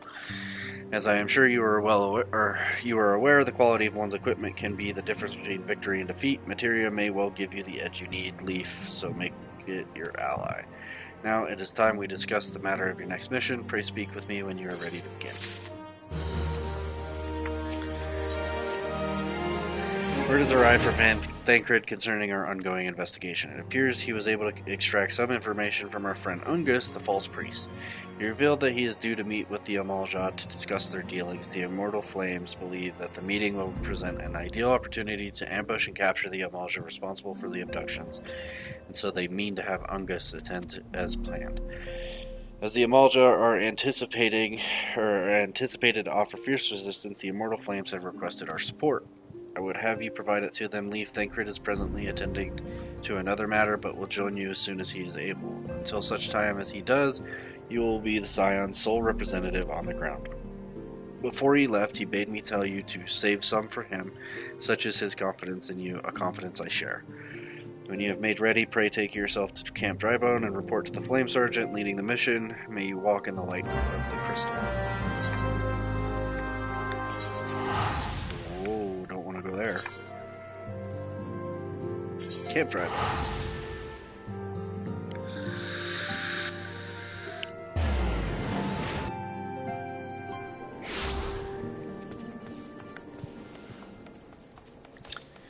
All right. Your Leaf Gaming of the Scions, my thanks for coming, friend. We're stronger for your assistance. Allow me to brief you on our mission. Our objective is to capture Amalja and prize from them the whereabouts of the abductees. The Lizardmen aren't aware that their man, Ungust, has been exposed. When they come to the rendezvous point to meet the traitor, we'll spring the trap. Owing to the clandestine nature of the mission, we can deploy only a small contingent. Every member must count, and so we requested the aid of the Scions. The rendezvous will take place at the Invisible City. Please make your way there and lie in wait. We'll stand to learn much and more of the Amalja plot if the mission succeeds, Leaf. Let's make sure it does. Alright. I would do that right now, but I believe it's one of those beckoning missions where I gotta use an emote, and doing that on controller is kind of a hassle. So I'm gonna hold off on that.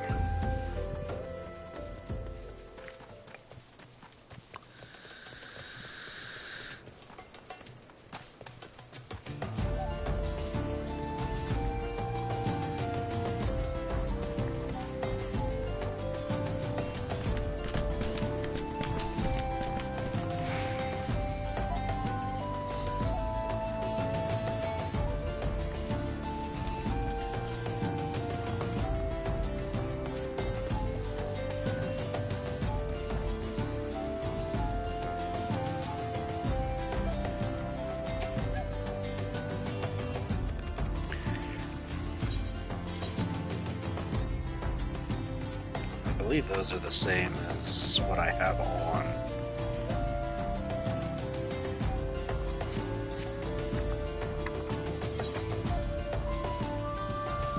Two strength, 2 crit, 2 vitality, 1 direct hit rate.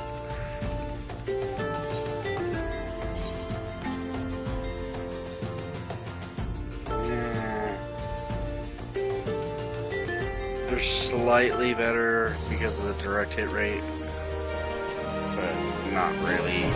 Kind of doesn't matter. I'll take them anyway, just in case.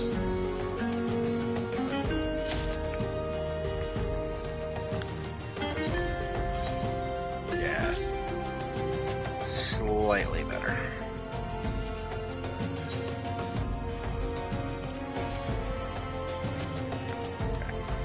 Then we will just, whoops, we will just teleport back to Camp Drybone real quick. That way it's faster.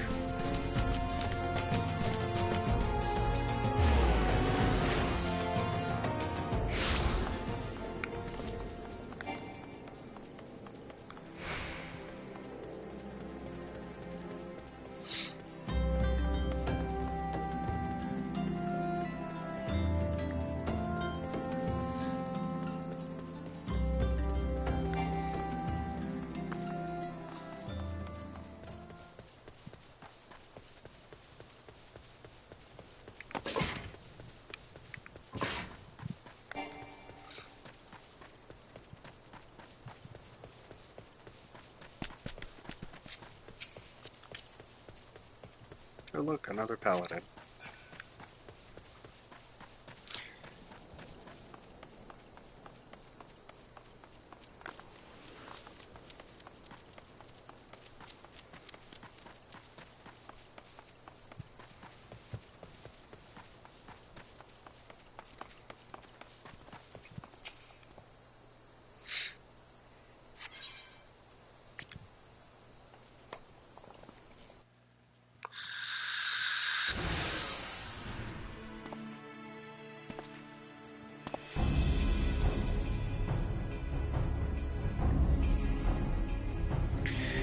Is the bait in place? Our man is in position, sir. Good, we make our move as soon as the Amalja appear. Yes, sir.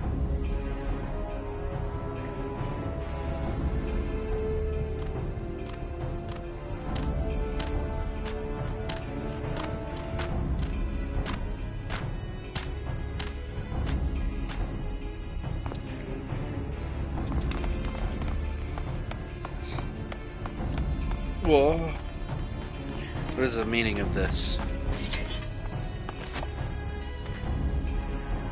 Wait, something's amiss.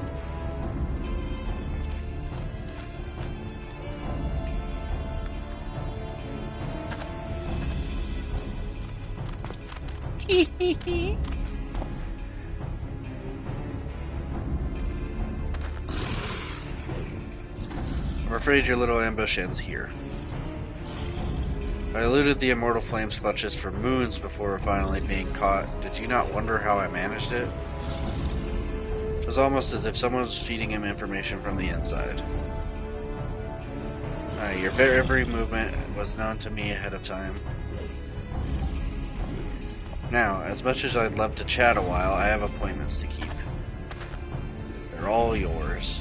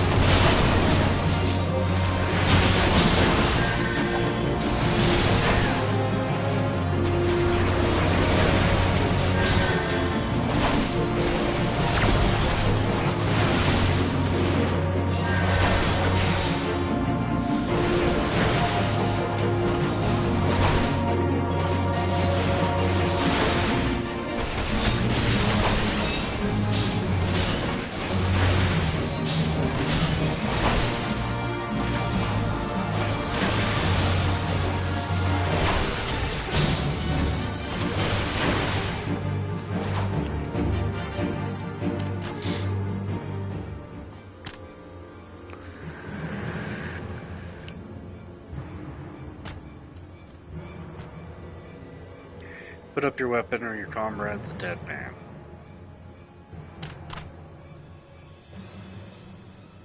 Behind you.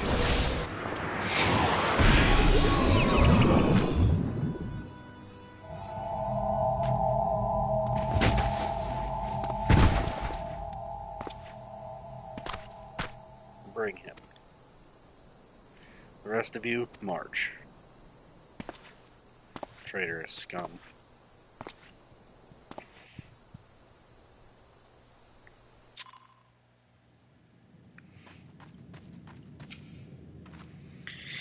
I fear the Amalja mean to give us to their god as an offering. If I must die, then let me die a soldier's death with steel in hand.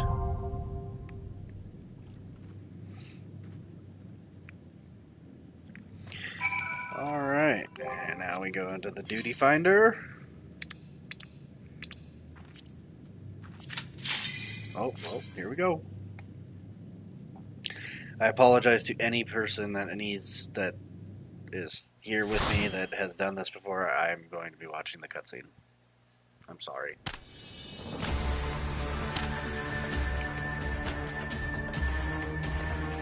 Lord of the Inferno, hearken to our plea. Lord of the Inferno, deliver us from our misery. What a poet. O mighty Ifrit, Lord of the Inferno, your humble servants beseech you, grace us with your divine presence.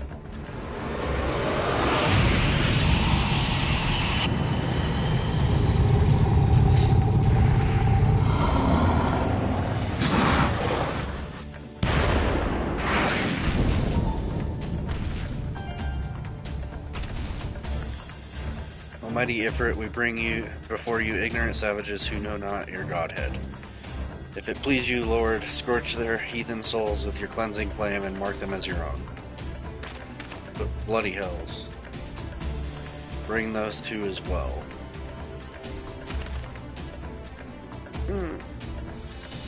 What's going on? This isn't what we agreed.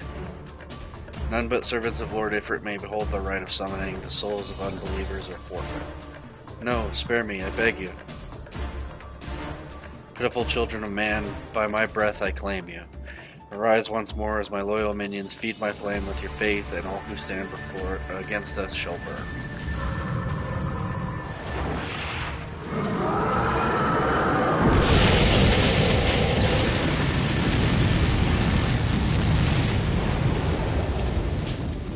Almighty Ifrit, my one true God.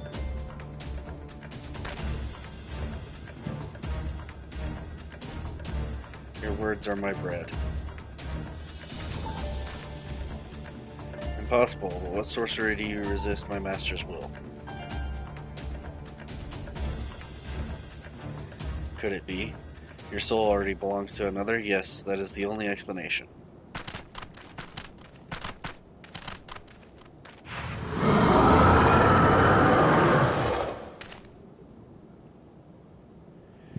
Forsooth, thy frail mortal frame can serve as vessel to the blessing of but one. Yet I smell not the taint of another upon thee. The truth of thine allegiance waxeth clear. Thou art of the godless blessed number. The paragons warned me of thine aberrant kind. Thine existence is not to be saved.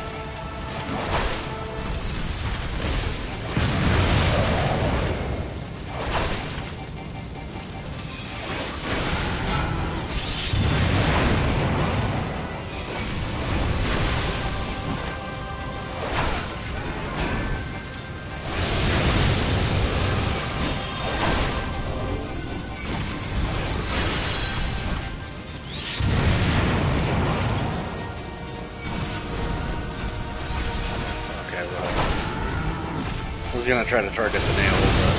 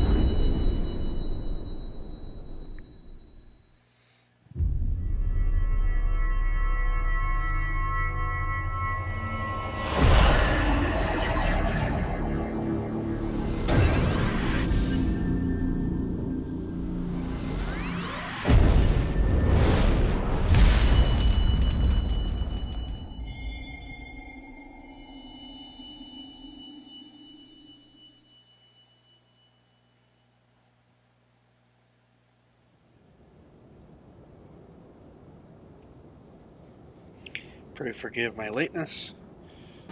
I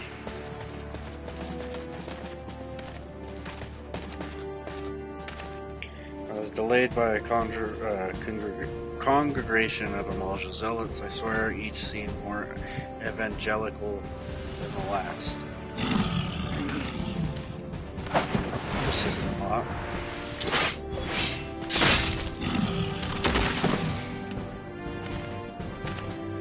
Phew.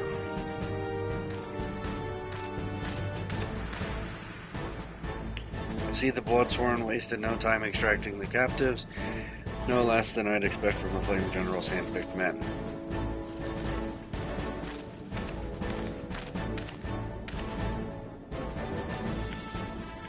As for those two, it is fair to say that their hardship has only just begun. They have much to answer for. I feel I owe you an apology, Leaf. Had I known this mission would prove so dangerous, I would never have left you to face it alone. You have been given a veritable baptism of fire. But let us continue this conversation in more agreeable surrounds. Camp Drybones, shall we say? This way, sir.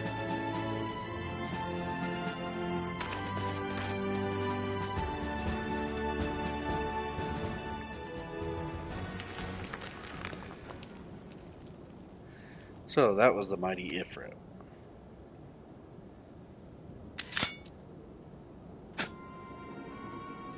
And what a disappointment he was. The readings are nowhere near what I had anticipated, even taking Uldan interference into account.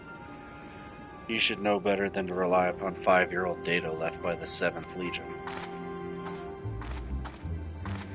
Nor can we expect any form of support from the motherland given the troubles at court. We have only ourselves to rely upon. Ever the pessimist, my dear Livia. Promise me you'll never change. We've wasted enough time here. That meter of yours is too old to give any reading worth a damn. Not that there was aught worth a damn for it to read, but I take your point. I suppose we must content ourselves with the knowledge that we've achieved our primary objective. And I find that I am troubled by that adventure's unexpected show of strength. Could such a foe prove a hindrance to our plans? Perhaps, but this is a consideration for another time. You have been given a task, that is your priority. I suggest you treat it as such. Fail to do so as my lord commands, and I will spare him the trouble of punishing you.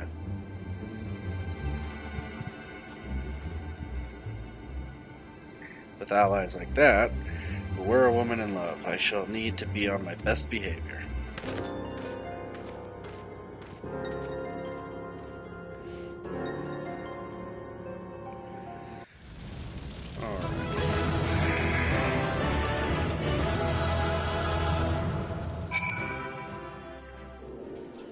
Alright, I will be right back. I'm going to take a quick bathroom break.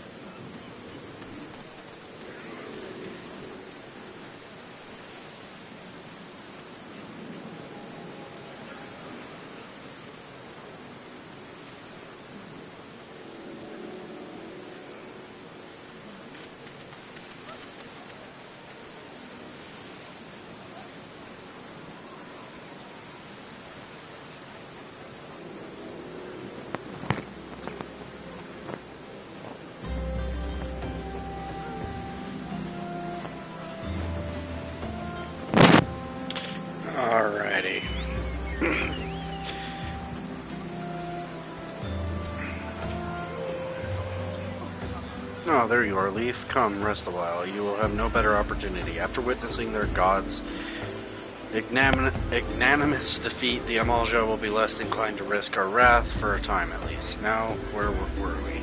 Ah, yes, I was in the process of apologizing. I do hope you can forgive me. I arrived too late to be of any use to you or the abductees. They may be whole of body, but the same cannot be said for their minds. For once a man is tempered, but it ill suits me to dwell on the negatives. Amidst all our misfortunes, there is still reason to rejoice if it is slain, and by your hand no less. That is the deed of no ordinary individual, Leaf. Not that I ever thought you were ordinary. On the contrary, I have long suspected that you have the potential to shape the fate of this realm. What can I say? My fine eye for talent remains undimmed. Minfilia will be proud beyond all reckoning when she hears of your deeds. I trust you shan't object to my bearing the tidings to her. That way I can claim to have contributed something to this mission. You, meanwhile, have earned yourself a rest. Take some time to relax and return to the Waking Sands when you're good and ready. We can discuss matters in more detail then. Just don't take too long, will you? The realm's problems won't solve themselves.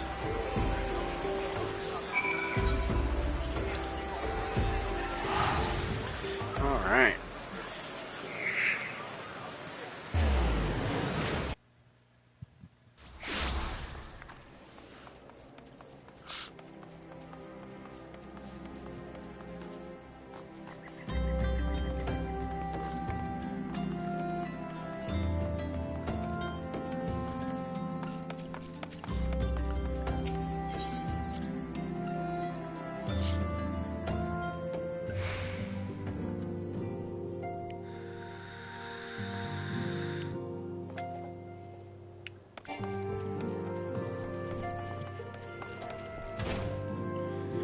Ah, the triumphant hero returns. Thancred told us the news upon his arrival. He is presently in the Solar, giving a full report to Lady Minfilia. You should join them at once. Lady Minfilia is most eager to see you.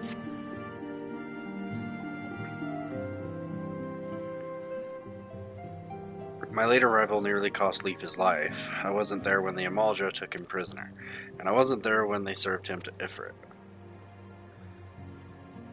Yes, by some miracle he survived, but that does not excuse the fact that he should never have had to face such dangers alone. I failed him utterly, just as I'm failing you all.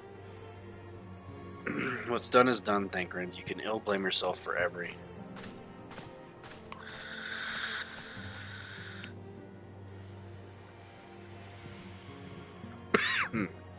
Leaf, it is so good to see you again. Impeccable timing, my friend. I had just finished regaling Minfilia with your heroic exploits. Thancred has told me everything. You have done well to return to us. The perils you faced were undeniably great, yet a part of me believes that I had no cause to fear, and now we can put paid to our long investigation. As we suspected, the Amalja undertook both the robbery and the abductions with the aim of summoning their primal Ifrit. Nor is this tale limited to Ul'dah. Similar incidents have been rife in both Limsa and Gridania of late. I dare say you've been curious as to how these crimes are linked to the primals. Permit me to explain. Having manifested in the physical realm, primals must consume ether if they are to maintain their presence here. And the stronger they become, the more ether they require. Now, ether exists throughout creation. It flows through all life and permeates the very air that we breathe. Alas, this alone will not suffice to sustain the likes of Ifrit. Nay, he and his kind require a more concentrated source of ether crystals. It is for this reason that incidents involving crystals can often be traced back to a primal. Which leaves us with the why of the abductions. To understand this, you must first understand how primals are born. When all is well with the world, primals possess no physical form. Their essence is dispersed across the great river of ether. However, when the world is plunged into chaos, those who worship the primals cry out to their gods for deliverance from suffering. These cries serve as a beacon towards which a primal's essence is irresistibly drawn. It is this coming together of etheric coalescence which grants the being's physical form. Once born, a primal gains strength from its followers' worship. The more numerous and fervent they are, the more powerful their god becomes. But the primals are seldom satisfied with such reverence as their adherents freely give, and in order to gain more power, they do not scruple to create followers. They do this by tempering mortals, a process to which you yourself were subjected. Yet, even as Ifrit took your comrades in his thrall, you alone remained unaffected. This is thanks to the power you possess, the Echo. We know not the why of it, but those blessed with the Echo are immune to primal influence. It is as though a greater power protects us. When first you came to us, I told you that the Echo would be instrumental in dealing with the primal threat. I trust you now begin to see why. The recent incidents all share a common trait: meticulous planning. Such elaborate designs are a new development, and one which fills me with an unshakable sense of foreboding. While I share your concern, my presiding feeling is one of relief at your safe return. The immortal flames assured me that they will deal with the aftermath, so you need not concern yourself with that. We may rest easy for a time. I suggest you take full advantage of the respite leaf. You may be sure it won't last long. Once the people learn the identity of the hero who felled Ifrit, I fear you will have nary a moment to yourself.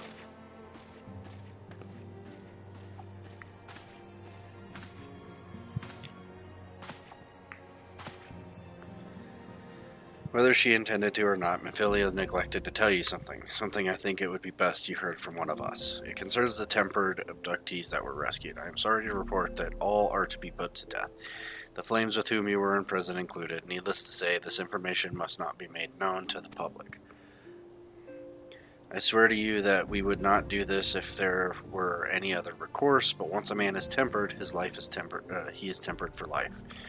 His very existence lends strength to the primal whom he cannot choose but worship. And so we Scions continue our fight, that no more innocents need be sacrificed. I hope that you will continue to stand with us, Leaf. But I should be going. I must offer my apologies to the Flame General for the losses his people suffered. Till next time.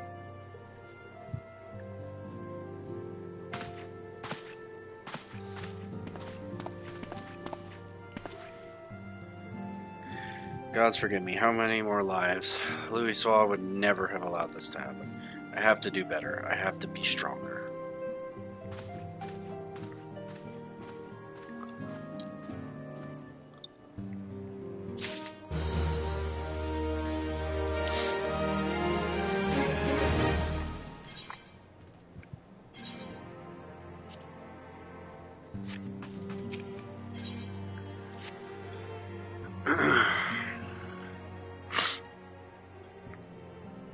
Until not so very long ago, you were but one of the many adventurers seeking to make their way in Eorzea. But for your character and courage, you were raised to the esteemed post of envoy.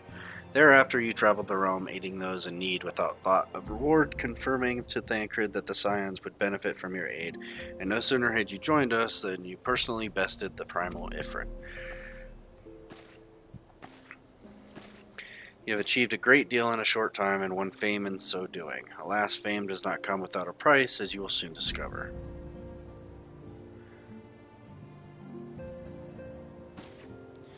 We have guests, Leaf, or rather, you have guests.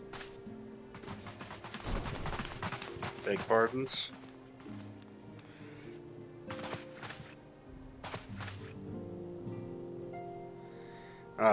Lady Minfilia, radiant as always. I am given to understand that the Scions of the Seventh Dawn have but recently welcomed a new hero into their midst.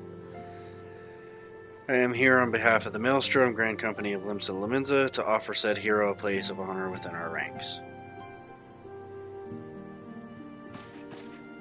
As you can see, Leaf, your recent exploits have garnered you the attention of the Grand Companies of Eorzea. Each organization would have Ifrit's bane for its own.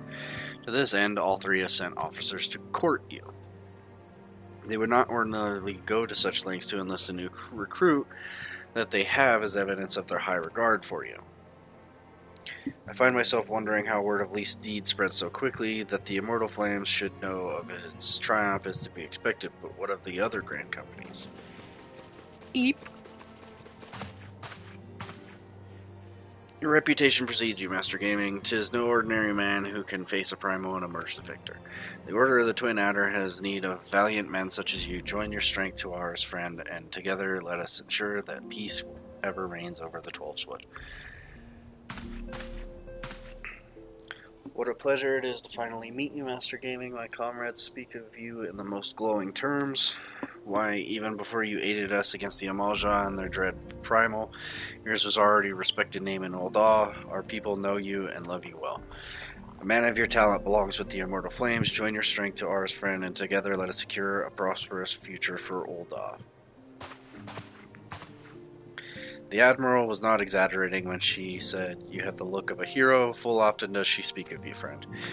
It is only natural that we should want you for the Maelstrom. Join your strength to ours, and together let us see the grand vessel of Limsa Lamissa to the shores of glory."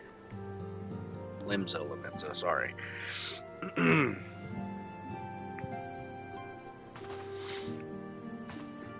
Lady Minfilia. Very well. Though I am quite sure you need no reminding, mayhap a brief summary of the situation would help to clarify your thoughts on this matter. As you know, the Grand Companies are an all-encompassing organization empowered to call upon the martial, economic, and technological resources of the respective city-states in times of strife. There are presently 3 such organizations in Eorzea: the Maelstrom of Limsa Lominsa, the Order of the Twin Adder in Gridania, and the Immortal Flames of Ul'dah. Serving a Grand Company means serving the nation to which it belongs. You will be charged with its defense and tasked with advancing its cause. In return for your faithful service, you will be furnished with various rewards, some of which may well prove useful to you in your other endeavors. If you are agonizing over which of the Grand Companies best deserve your loyalty, be at ease. The commitment you make this day need not be permanent. Should you wish to shift your allegiance at a later date, you are entitled to do so, and yet I concede that it is no small choice you face. A thought occurs to me. You will, of course, recall that the 3 city-states are planning to hold remembrance services. Well, as part of the proceedings, I am given to understand that the leader of each Grand Company will deliver an address. Hearing these addresses ought to help you make an informed decision. What say you, my dear officers? A fine suggestion. You are as wise as you are beautiful, my lady. Very well, let Leaf hear our leader speak, then return here with his decision. We eagerly await your answer.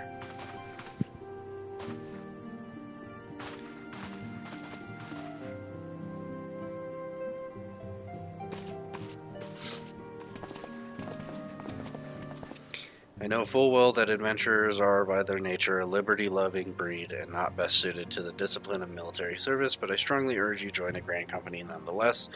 While the promise of reward is enticing in itself, it is not the only benefit.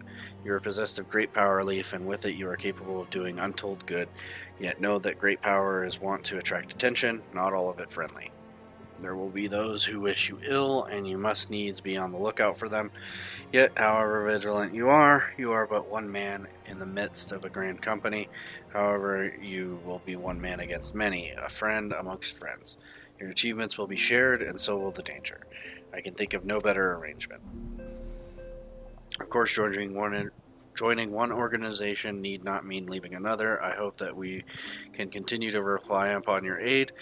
12 know that we will have need of it in the days ahead. Grand companies seek to protect their own nations. We Scions, on the other hand, seek to preserve the future of Eorzea as a whole. Similar, yet not quite the same. Now then, I expect that you will be afield more often in the future. As such, I would have you carry this link pearl with you at all times. It will allow us to stay in touch regardless of location. Eorzea is changing, Leaf, and you have the power to help shape it anew. None can say that what tomorrow will bring, but so long as we believe in ourselves, there is naught we cannot achieve. Now it is time you made ready for your journey. Before you depart, be sure to speak to Tataru. She will appraise you as to where and when the remembrance services are due to take place.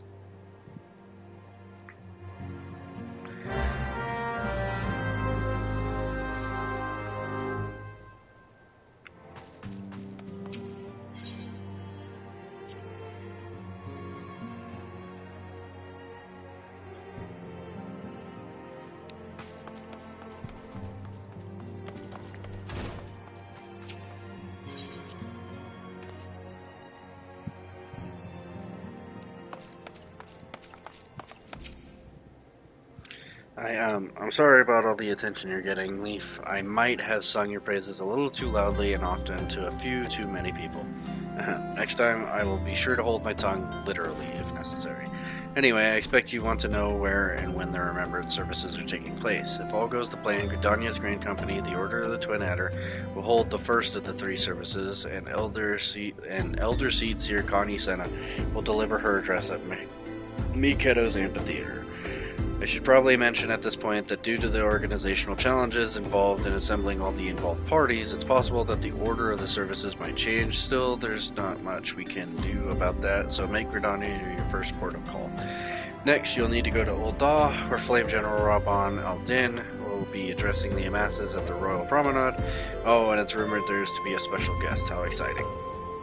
Last but not least, you must make your way to the stateroom in Limsa Lominsa, where Maelstrom Chief Admiral Merlin will be giving her address. The room is accessible via the Admiral's lift. Identify yourself to the sentry,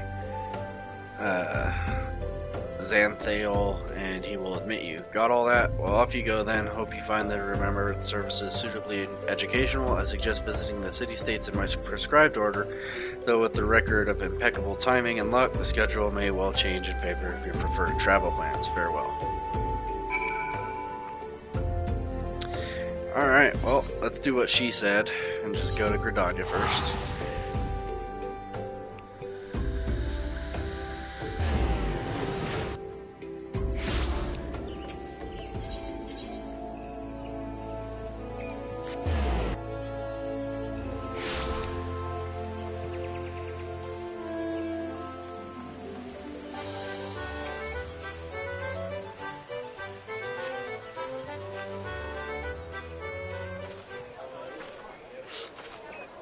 I lost my son to the calamity. The 3 Seed Seers are all together. Some say you couldn't take a step without stumbling over a body.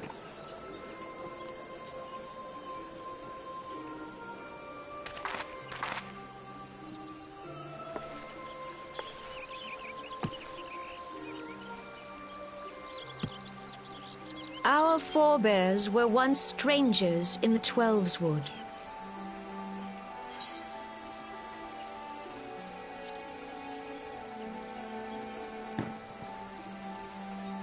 Fearful of the Green Wrath, they hid themselves in the dark recesses of the earth.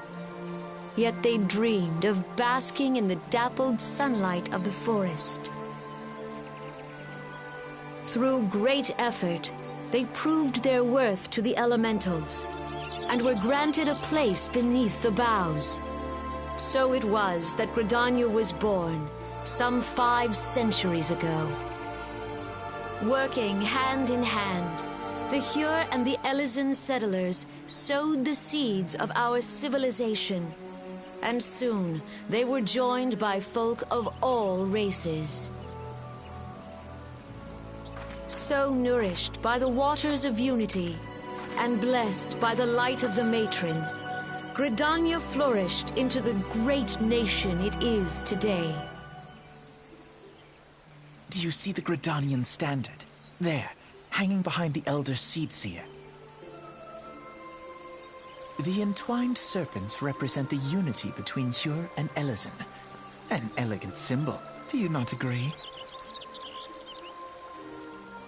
In accordance with the will of the elementals, we have embraced a life of peace. Alas, our neighbors have not always sought the same for themselves, nor for us. Though we Gridanians have no love for war, we have still less for those who would threaten our way of life. Ever have we fought to protect the sanctity of the Twelveswood. When the Garlean Empire brought its war of conquest to Eorzea, we rallied under the noble standard of the Twin Adder that we might push back the encroaching darkness. And it was we who prepared the ground for the reformation of the Eorzean Alliance, that all the peoples of this realm might stand united against the common threat.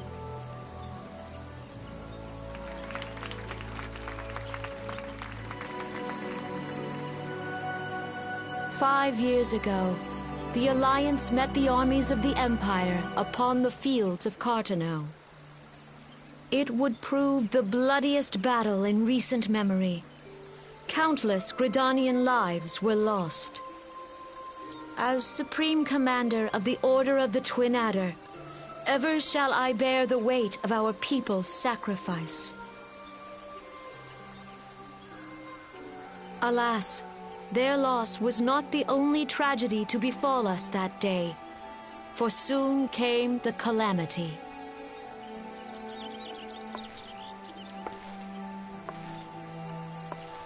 The scars borne by our forest are a constant reminder of its violence.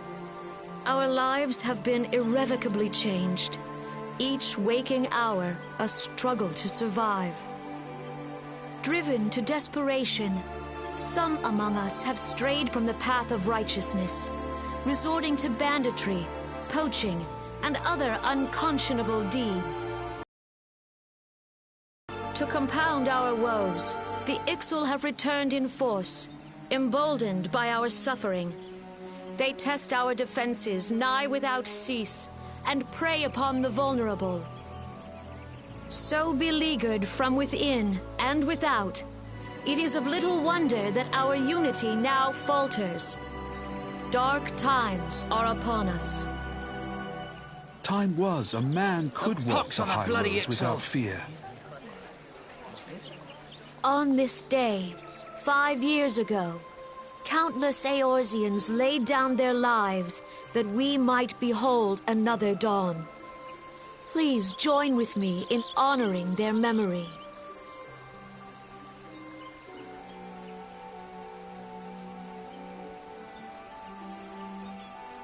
And how do you propose to honor the memory of those you cannot remember, pray tell?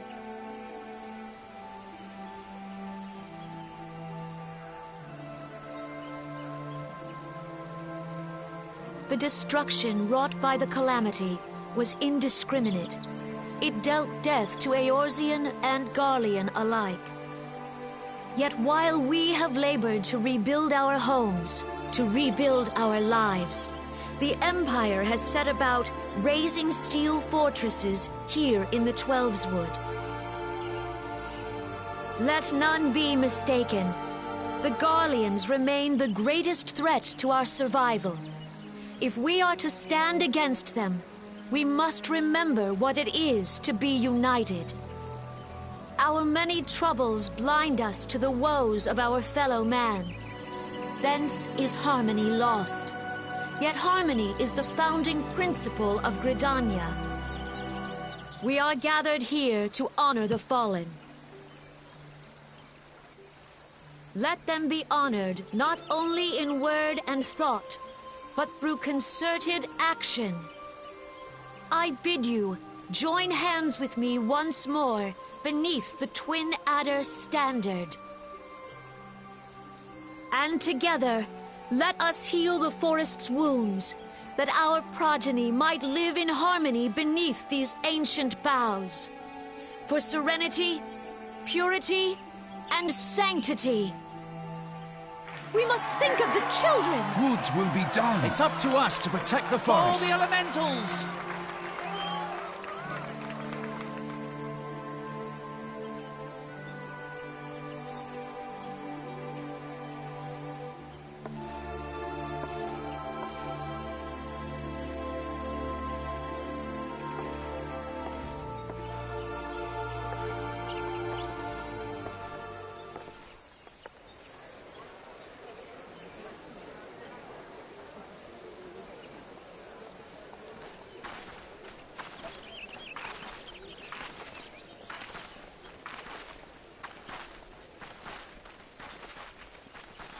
If you'll permit me, Alfie no.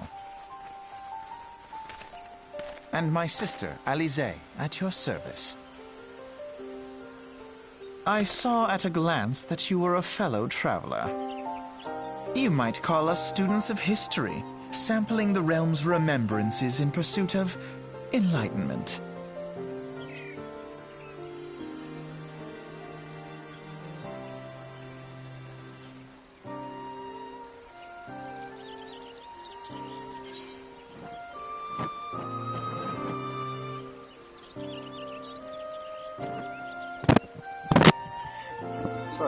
if I missed anything. I had a phone call. The Gridanians are unfortunate enough to have to contend with two beast tribes. The Exile are unquestionably the more troublesome, being of a naturally warlike disposition and wont to summon their bloodthirsty primal Garuda. The Sylphs, by contrast, are peaceful in nature, being mischievous rather than malevolent, and have long been on friendly terms with the Gridanians, until recently at least. At last they have grown aloof, a change observed at roughly the time they summoned the primal Ramu. The Gridanians have no love for war, and they consider open conflict a last resort. Though they clash with the Exalt ever more regularly, you may be assured that they do so in self-defense. As for the Sylphs, they are as yet bound by a peace treaty, though one wonders how long it will be before it is broken. Twelveswood was grievously wounded during the calamity, leaving Gridania vulnerable to attack. The people are hopeful that restoring the wood, and thereby the power of the elementals, will put an end to their woes. Yet how long will that take? Centuries, I'd wager? Meanwhile, the Exile will continue their incursion, spurred on by Garuda and her insatiable appetite for destruction. Whether the Gridanians like it or not, sooner or later it will come to an all-out war, and when it does, the Order of the Twin Adder will need all the help it can muster. How valuable might the aid of a capable adventurer prove to them, then?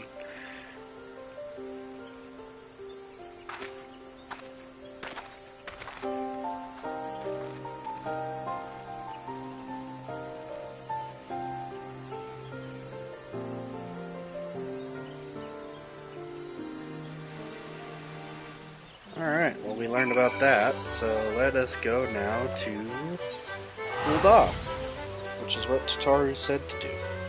And after that we will go to Limsa.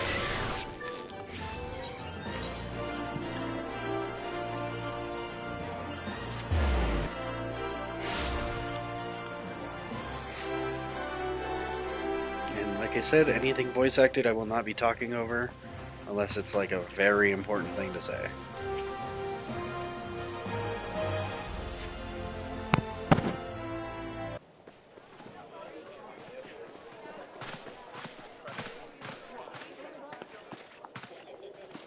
Behold! 'Tis the Sultana Nanamo herself! And Roban as well!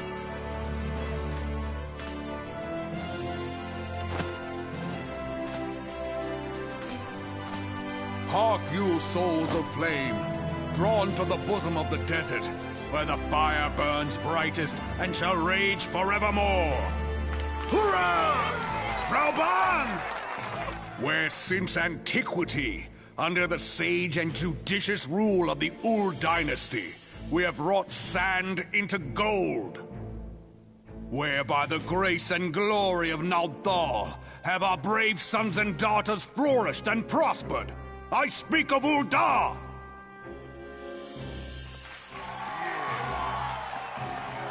There, at the Flame General's back flies the Grand Company's standard. Note the sigil.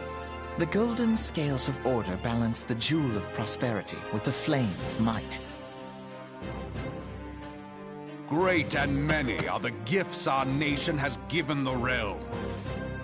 In Eorzea's darkest hour, on the killing fields of Cartano, none spent more in blood and gold than we. Thus was the 7th Imperial Legion laid low. So that's how it happened. How soon history forgets. Yet many left our gates, never to return. Let us pray for our absent brothers and sisters, that they might know happiness in the great beyond, as Thal's honored guests. If the fates were fair, the price we paid that day would have bought us victory. Alas, they are not. And now, but 5 years into this 7th Umbral era, the spirit of sacrifice which granted us our strength is all but dead. Look around you. What do you see? A people divided, downtrodden, and enthralled. Where are the merciful alms of the rich? Where is the just steel of the righteous? I ask you, is this the great nation our brothers and sisters gave their lives to save? You who call this living, dishonor the name of the immortal flames. It is but a slow death. Our enemies surround us. The savage hordes of the Amalja wait beside our roads, strangling the lifelines of trade. Meanwhile, the Garleans make mock of our borders and despoil our land of its natural wealth. We stand on a precipice, yet we do not act. Whether trader or soldier, monetarist or royalist, all must recognize that a divided Ul'dah stands to fall. Victory and fortune walk hand in hand. Ye who seek glory and wealth, look not to what little you can snatch from your neighbor, but to the boundless wealth of the world beyond. Now is the time to unite. Now is the time to ride forth. In the name of the Sultana, I beseech you. Line not your own coffers, but those of the immortal flames. Seek not to prosper from Ul'dah, but to restore her to prosperity. As the realm prospers, so shall Ul'dah. As Ul'dah prospers, so shall her people. Ya for Ul'dah! Together we are one.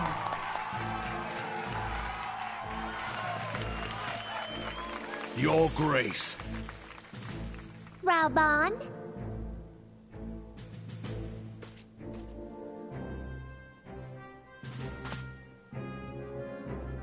People of Ul'dah, I, Nanamo, 17th in the line of Ul, address you.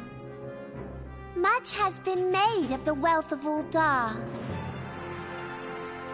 Yet those who measured that wealth in coins and carats are gravely deceived.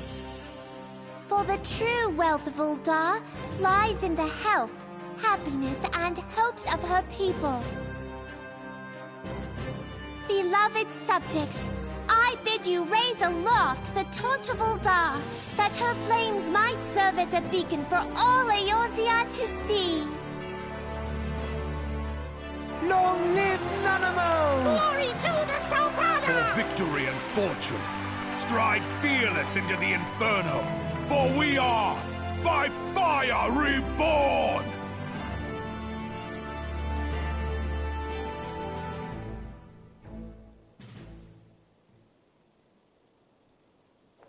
Forsooth? The time is now! I Fancy meeting you again.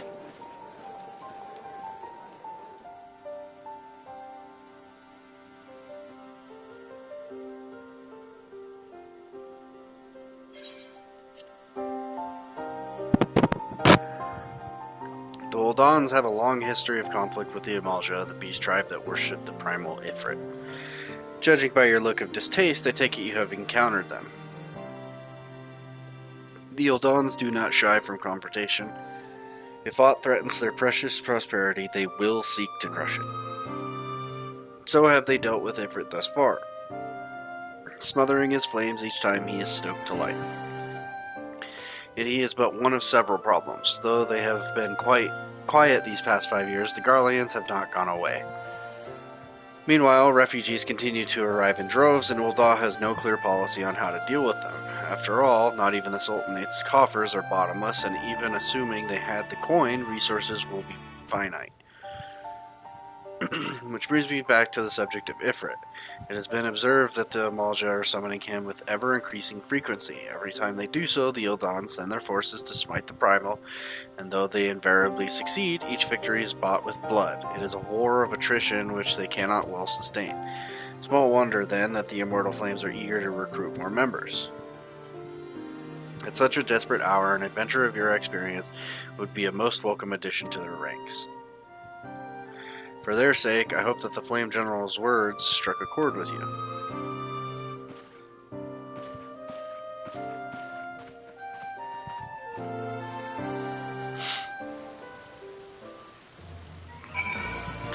Alright, and now we go to Limsa.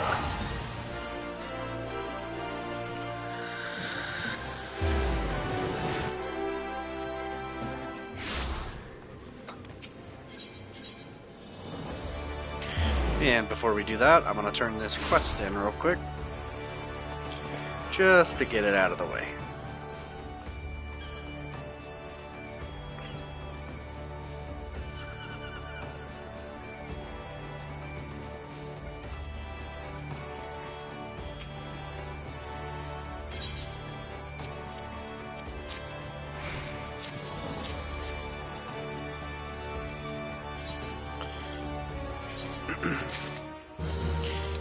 Alright, that unlocked the Aesthetician.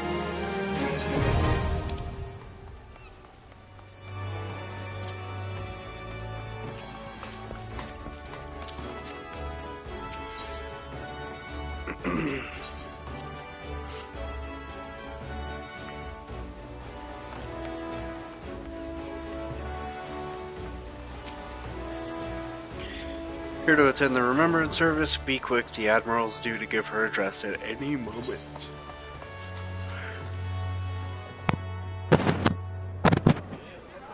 The Garleans are another matter altogether. So much for our alliance. It's sunk beyond the seabed.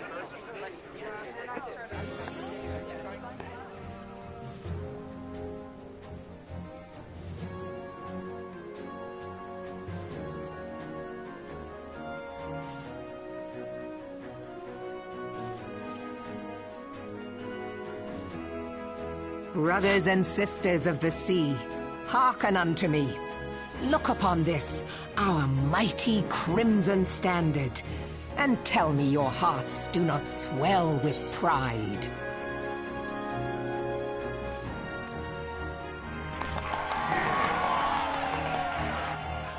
"700 summers have come and gone since our forefathers first ran aground in this fertile bay. In that time, guided by the Mother of Oceans, Limsa Lominsa has grown from humble fishing village to uncontested ruler of the 5 seas and beyond.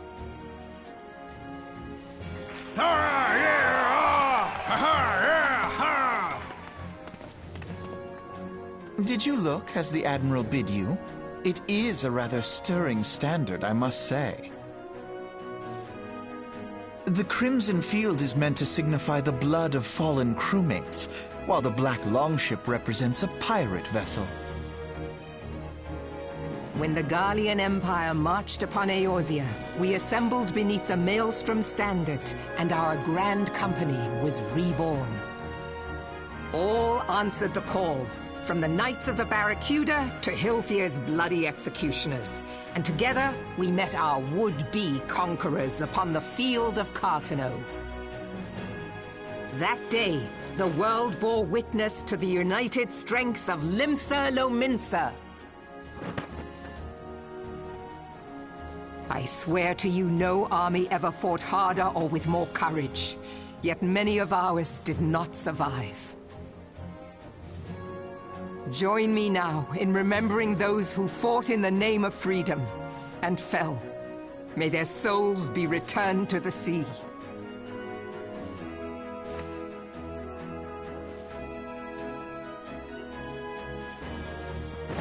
Freedom. Yes, they have always been rather fond of their freedom. Much as the beast tribes have. Small wonder. Beneath the surface, one would struggle to tell them apart. It has been 5 long years since the calamity struck. 5 long years of tireless rebuilding. Yet still the wounds of the calamity fester and weep.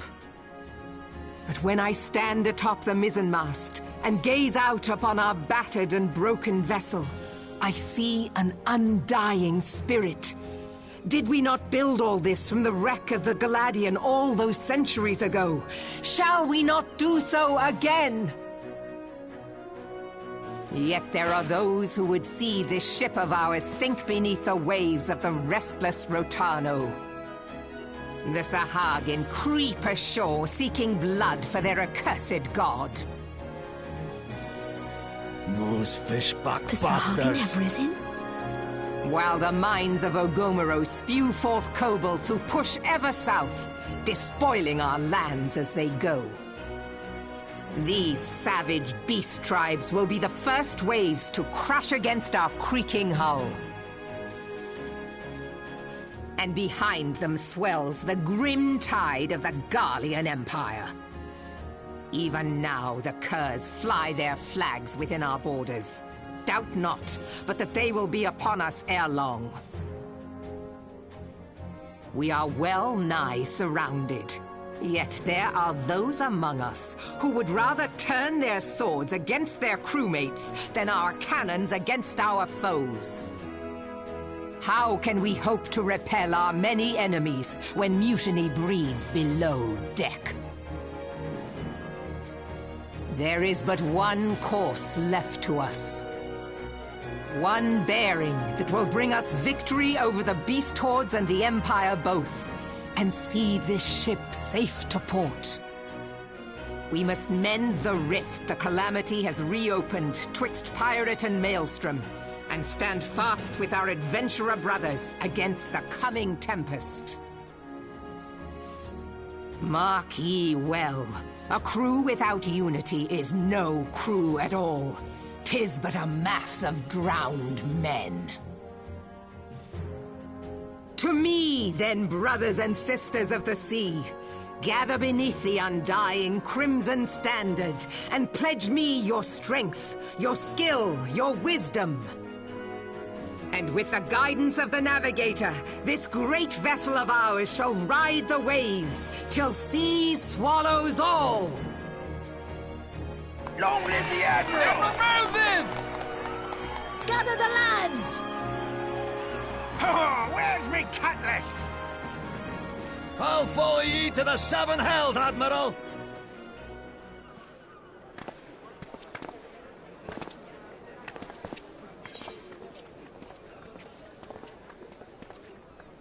Fancy meeting you again.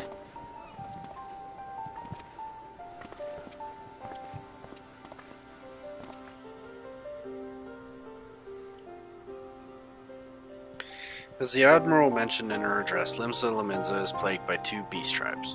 The first are the fish-like Sahagin, worshippers of the primal Leviathan.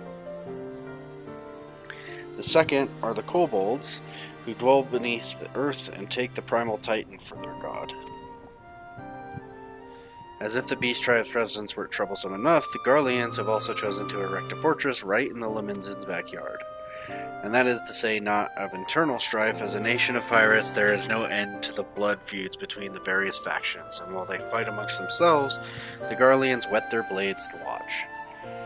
If the Laminzans are to have any hope of withstanding the Empire, they must first resolve their own affairs. Differences must be set aside and the primal threat dealt with once and for all.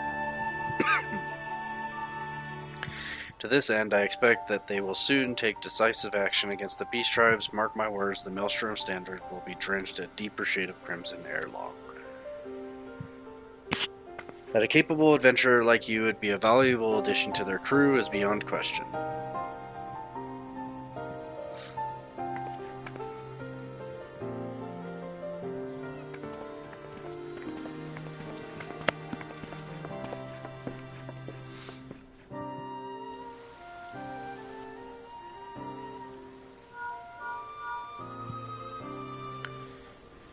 Leaf, this is Minfilia. You are well, I hope. Would I be correct in thinking that the final remembrance service is now concluded? A moment ago, you say? What a coincidence. Jesting aside, I trust you remember our guests from the Grand Companies. Well, delighted though we are to have them here at the Waking Sands, it would not do to keep them in suspense any longer than necessary. In short, hurry back.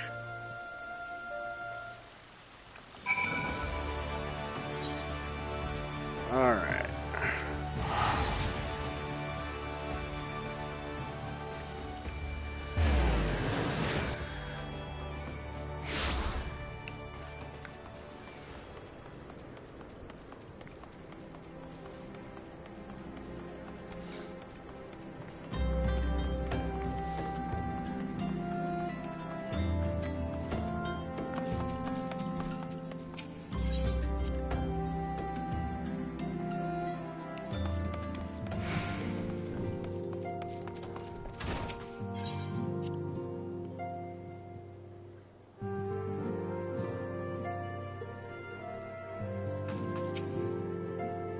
Welcome back, Leaf. Were the Grand Company's leader's words as illuminating as you had hoped? Aye, each nation is beset with problems. I trust you see now why your services are in such demand. Would that there were more of you, Leaf. But you must be tired from your journey. Why don't you rest a while and take a moment to reflect on your decision? Once your mind is made up, pray give the Grand Company officers your answer.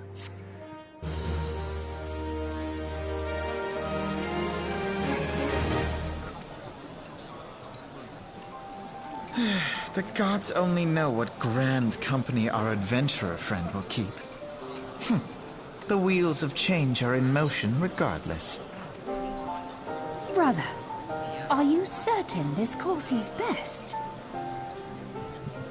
Whatever do you mean, dear sister? The so-called remembrance ceremonies were little more than standard waving rallies. As though the Calamity and Seventh Umbral Era warranted scarcely a mention. Well, of course they were standard waving rallies. Since you are so observant, mayhap you noticed what mention was made of the Warriors of Light? None. I suppose they must have forgotten the heroes who spared Eorzea a fate worse than the Calamity? No, dear Alize, they haven't forgotten these details. They have elected to omit them.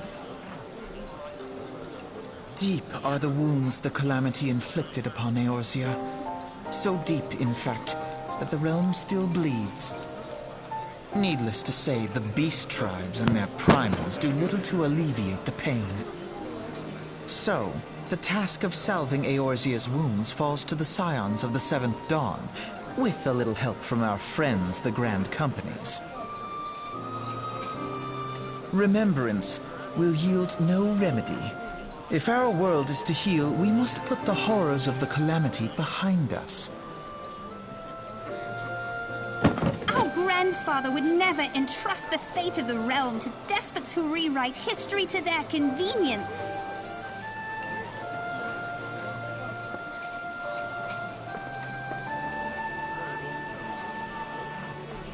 There must be another way to cure what ails this world, and I mean to find it. You are most welcome to try. Our paths may differ, but our destination is the same. In time, I dare say we will see eye to eye. I should hope so. My lady! We are to escort you! Hope does not come into it. We share the burden of this fate, dear sister, and will prevail together or not at all. The salve will serve not only to close up our present wounds, but prevent old ones from opening anew.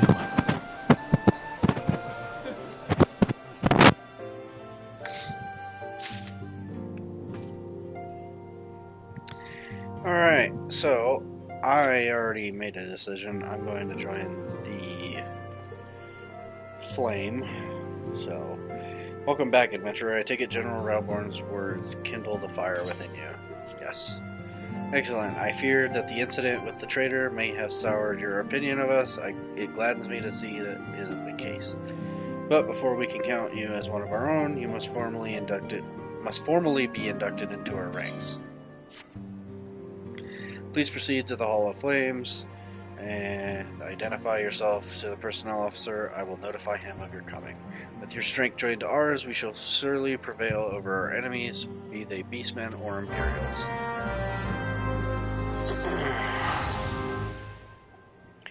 Now, the reason I'm going with the Immortal Flames is because I prefer the color scheme, and for reasons later.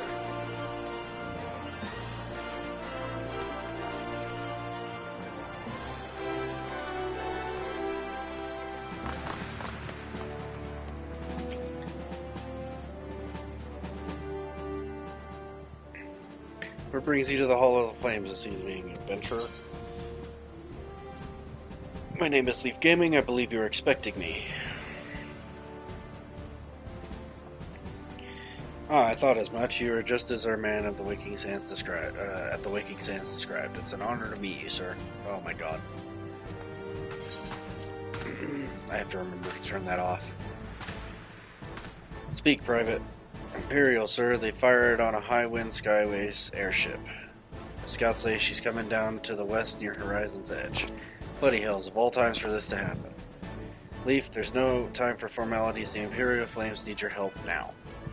We're in the midst of a large-scale operation against the Amalja, and we have no one to spare in Western Thanalan. You must get to that ship before the Garleans do. If there are any survivors, see that they do not come to further harm. Now go.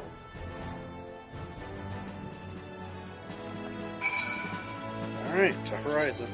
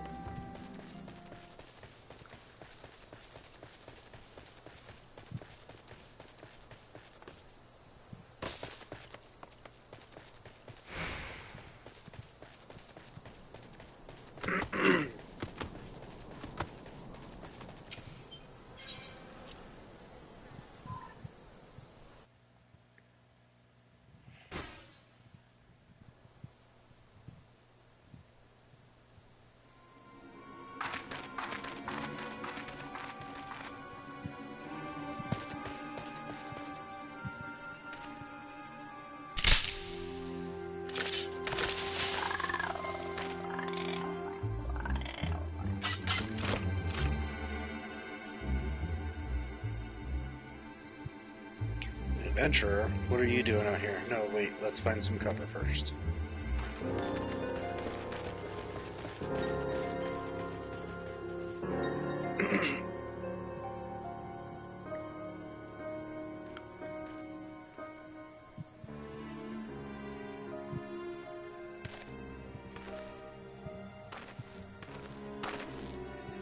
The Immortal Flame sent you. How do I know you're not an Imperial spy? You don't even have a uniform.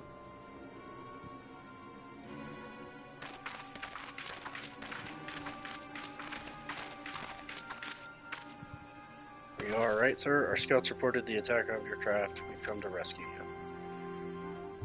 Leaf Gaming, yes? Glad to have you with us.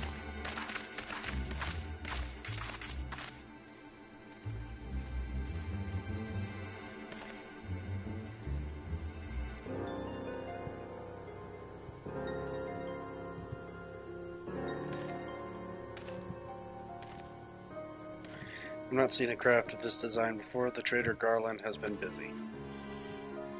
The secrets of magic tech are ours by right, so they are not to be squandered upon the savages of this land. We are taking this craft back to the fortress, dismantle it if you must, and bring the engineer. Someone must pay for Garland's crimes. They mean to take the ship back to Castra Meridianum along with their friend. Wedge, we have to help him. That fool of a Lalafell was hiding inside the tiny Bronco. Nice looking ship, though not the best place to have taken shelter, I agree. It's the first airship we've built since the Calamity, the first since Master Garland, well, since he went missing. After years of work, she was finally ready for her first test flight, and she was soaring, she really was, till those bastards blasted her out of the sky. We attack on my command, kill them quickly, and save the Lalafell if possible. Is that clear, Leaf? Show them what becomes of those who play with fire. Charge.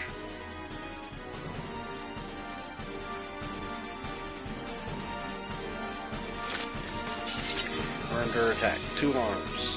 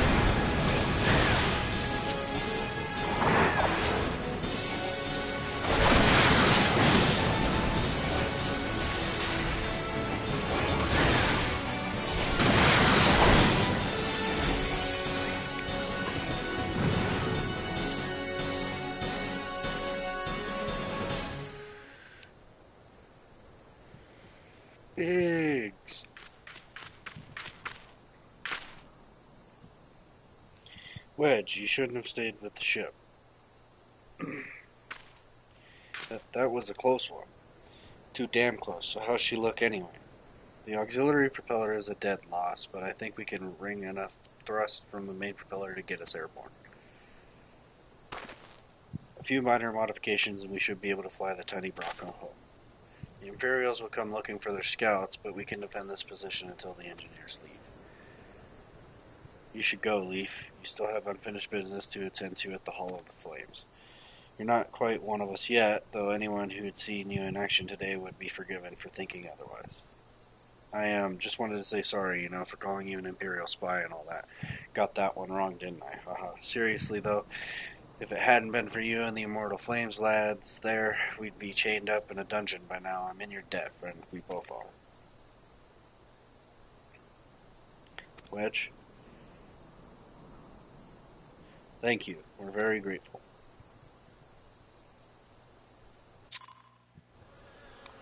Alright. Back to Ul'dah.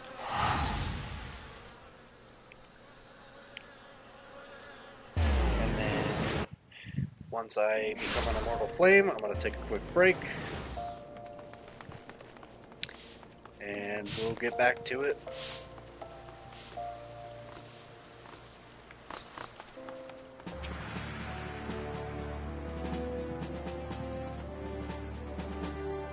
Welcome back, Leaf. Word of your deeds in the field reached me not long ago. Exemplary service. Rest assured that the Garland Ironworks engineers are fine. They were able to get their vessel back in the air before Imperial reinforcements arrived. Your willingness to assist us on such short notice is to be commended. Clearly, your reputation is well deserved. Now then, I believe we have some unfinished business. Shall we continue from where we left off and induct you into the Immortal Flames?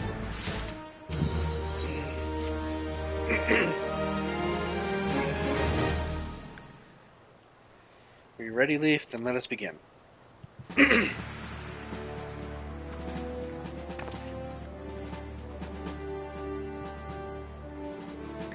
Leaf Gaming, you stand poised to enter a sacred trust.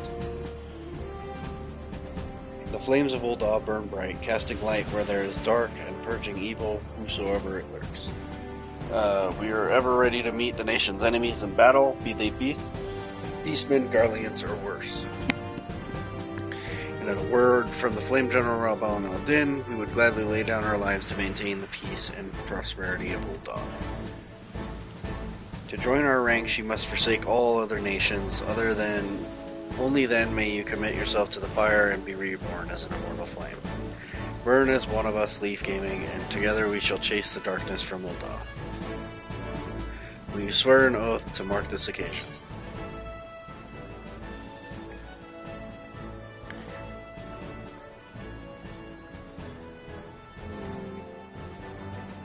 Sure.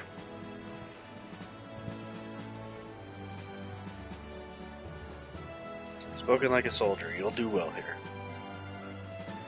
Very well, your resolve is plain, Leaf Gaming. I hereby confer upon you the rank of Flame Private 3rd Class. Welcome to the Immortal Flames, Private. May you fight to the last for coin and country.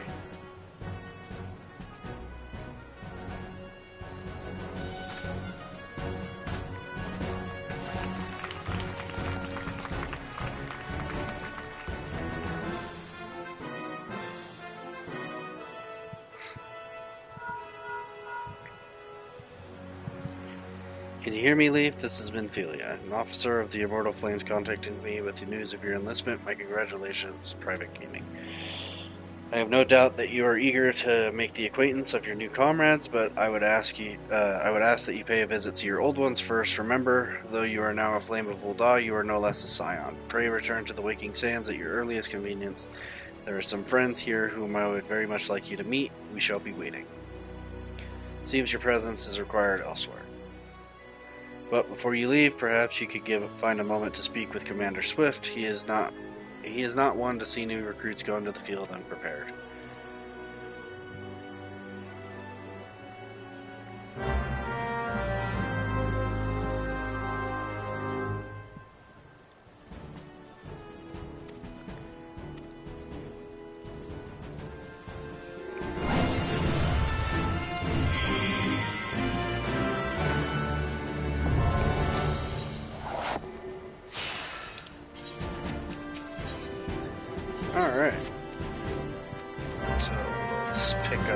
quests real quick.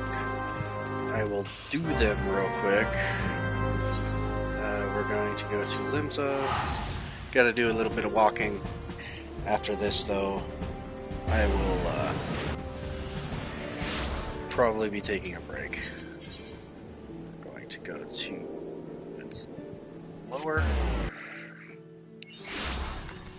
And then we run, because we don't have a mount, unfortunately.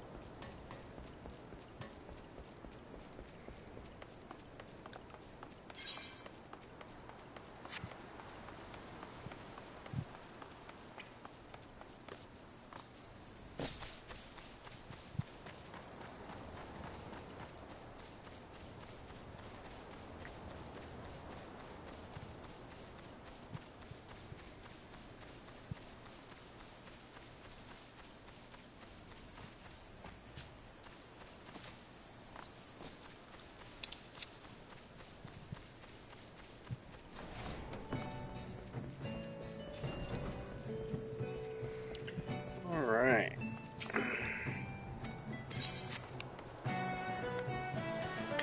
Now, we're going to go and unlock this big aetheryte right here. Just so we can get back to it fairly quickly.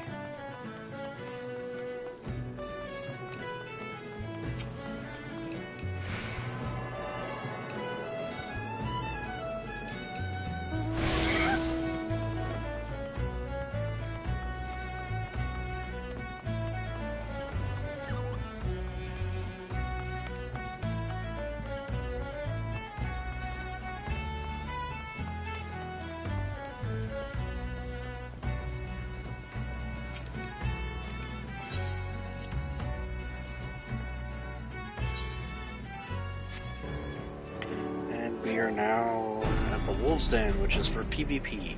I don't know if I'll do any PvP, I might.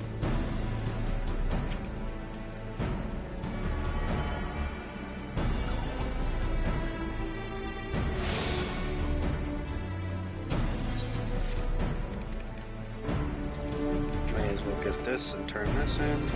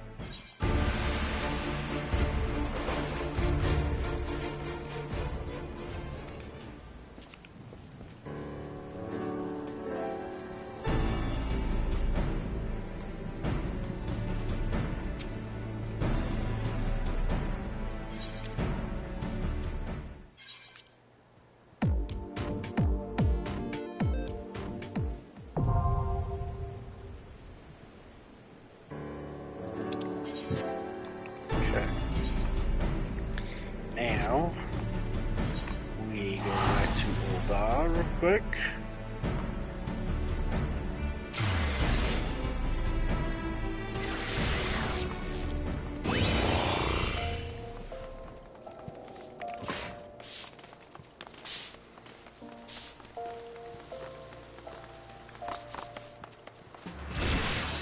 Talk to this guy, and we'll be able to buy a flame chocobo instruments. Go over to the Adventurers Guild real quick. And actually, before I do that, I may as well grab this. This is another PvP thing.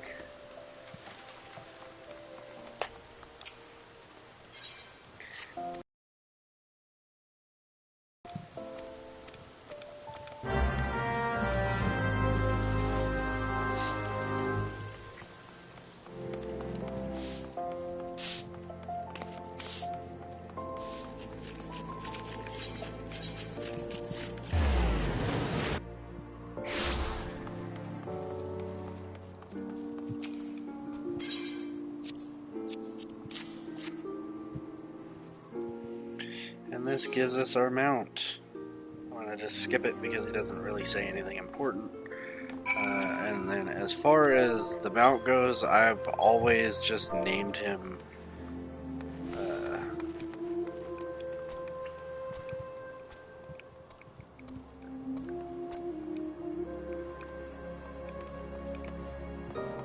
I've always named it this. I don't know why, I just always have. Alright, but that gives us our first mount, so to speak, technically. I'm also going to use this just to get it out of the inventory. I don't need it, but it is what it is. Okay, now we'll go to the airship landing so we can go and do this PvP quest real quick.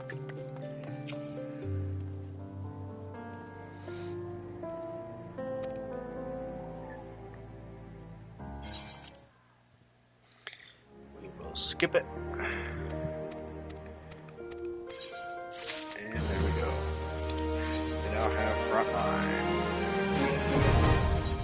Alright, well now we will go back to Vesper Bay.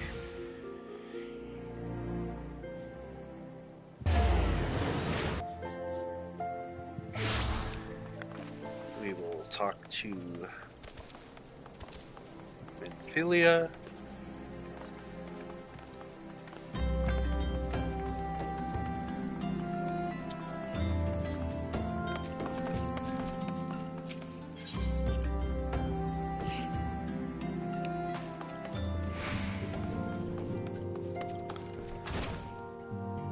Welcome back, Leaf. Lady Minfilia awaits you within. Welcome back. It seems you wasted no time putting your skills to work. How do I know? Well, the recruitment officer called to regale me with the tale of your heroics. The pride in his voice was palpable. We Scions are truly fortunate to have you with us, Leaf. Now, when last we spoke, I said that I wanted you to meet some friends, did I not? Now, well, I neglected to mention that you had already met. Tartaru, please show them in. This way, sirs. Thanks again for getting us out of that mess. We owe you our lives. But I didn't think we'd properly introduce ourselves. I'm Biggs. And I'm... Gods, man, spit it out, will you? Wedge, at your service. I'm pleased to say that Biggs and Wedge will be staying with us for a while. Magitech-driven contraptions such as airships grow ever more vital to the city-states of Eorzea. As a neutral party, it was judged that we Scions should serve as the keepers of this technology. Of course, for this we needed the knowledge of experts, and so we requested the assistance of Garland Ironworks, who very kindly sent us 2 of their finest engineers. Our happy family continues to grow. On behalf of the Silence, I bid you welcome to the Waking Sands.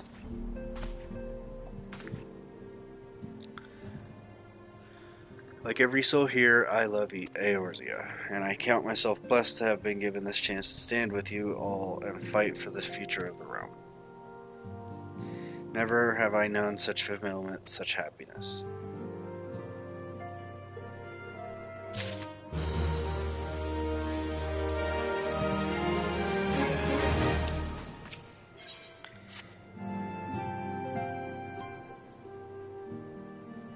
Now, having set aside the formalities, we have a favor to ask of you. Urianger, have the documents arrived from the students of Baldessian? Aye, my lady. They arrived but recently.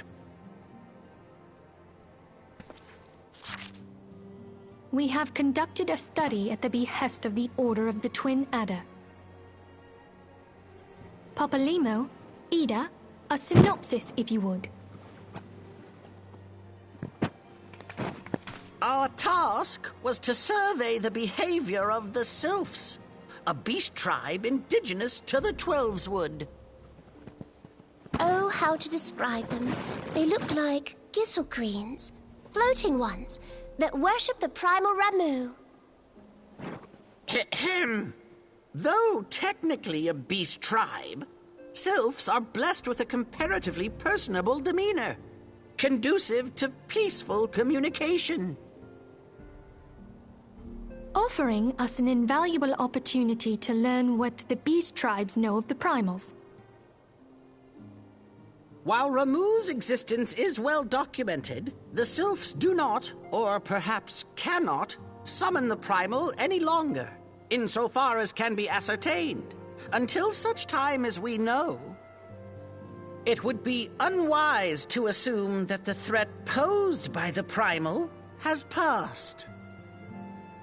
Which leaves Gridania with the added worry of not knowing what they should be worrying about. In that regard, they are hardly alone. What we can say with absolute certainty is that Gridania has its hands full fending off Garuda, who, I need hardly remind you, is among the most savage and terrible of all known primals. In short, it is essential that we approach the Sylphs in as diplomatic a manner as possible. Words and actions can be misconstrued. The only sure way to communicate our intentions is the echo. Winning the Sylphs' favor may well bring us a step closer to mitigating the threat of the primals. Will you help us? I am grateful. Lovely. Well, as much as I'd like to help, I'm afraid I would be of little use to anyone in Gridania. A veritable babe in the woods. Ida and Papalimo, however, should be able to see the forest for the trees. Is that not so, Minfilia? Indeed. You are willing? Leave it to me. Us, Ida, us!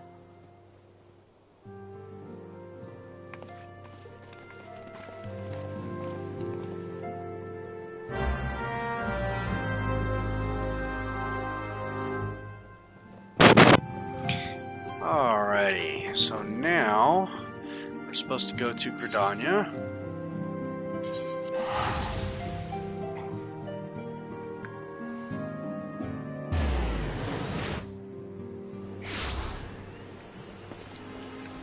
And once we do, we actually get to unlock something very, very, very, very important.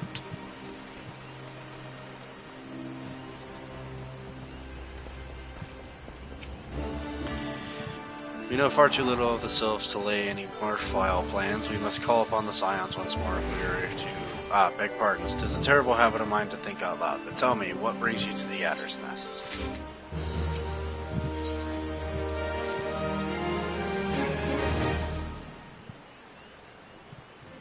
Hail, adventurer. I bid you welcome to the Adder's Nest. Do you seek to entwine your destiny with the Twin Adder? Good evening, Commander. Sorry to disappoint you, but other business brings us here today.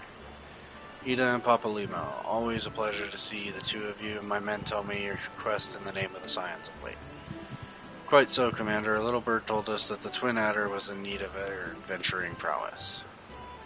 Aye, your little bird sung true. No doubt you've heard that we're investigating the sylphs, that curious beast tribe that calls the depths of the Twelveswood home. The sylphs are, for the most part, a peaceful bunch, much to the delight of the elder Seedseer, who has no desire to see her people embroiled in yet another fruitless war.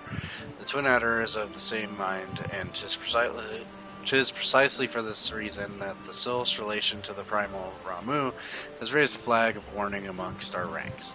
Friendly as they may appear, beastmen will be beastmen. Should there be even a sliver of a chance that the summoning of the primal might disturb the balance between Gridania and the Sylphic tribes, it is a possibility we cannot ignore. Better to be safe than sorry indeed. Do we strike at Ramu, or leave the sylphs to their own ways? This is the question, yet I find myself lacking ample knowledge to arrive at an answer. Opinions abound within Gridania, but to listen only to one's own is among the greatest mistake a commander can make. I would hear from the other side, the sylphs themselves, and seek an impartial party to serve as my liaison. This is where you scions come in. The sylphs of Little Solace remain untempered and have many a productive dialogue with our people. I would hear their candid thoughts on their tempered brethren. That said, I urge you to exercise due caution. Sylphic tradition and etiquette bear little resemblance to our own. It would not do to have any cross-cultural faux pas get in the way of a productive parley. En route to Little Solace, you will come upon the Hawthorne Hut. Our officer stationed there can enlighten you as to how to win the Sylph's favor. May your expedition be a worthwhile one. A friendly palaver with the Sylphs. This should be a pleasant enough diversion. The Hawthorne Hut, was it? Why, I believe the ferry departing from West Shore Pier should take us straight there. A friendly palaver indeed. I hope this will be as straightforward as you say, Papa Limo. She just had to say it, because now it won't.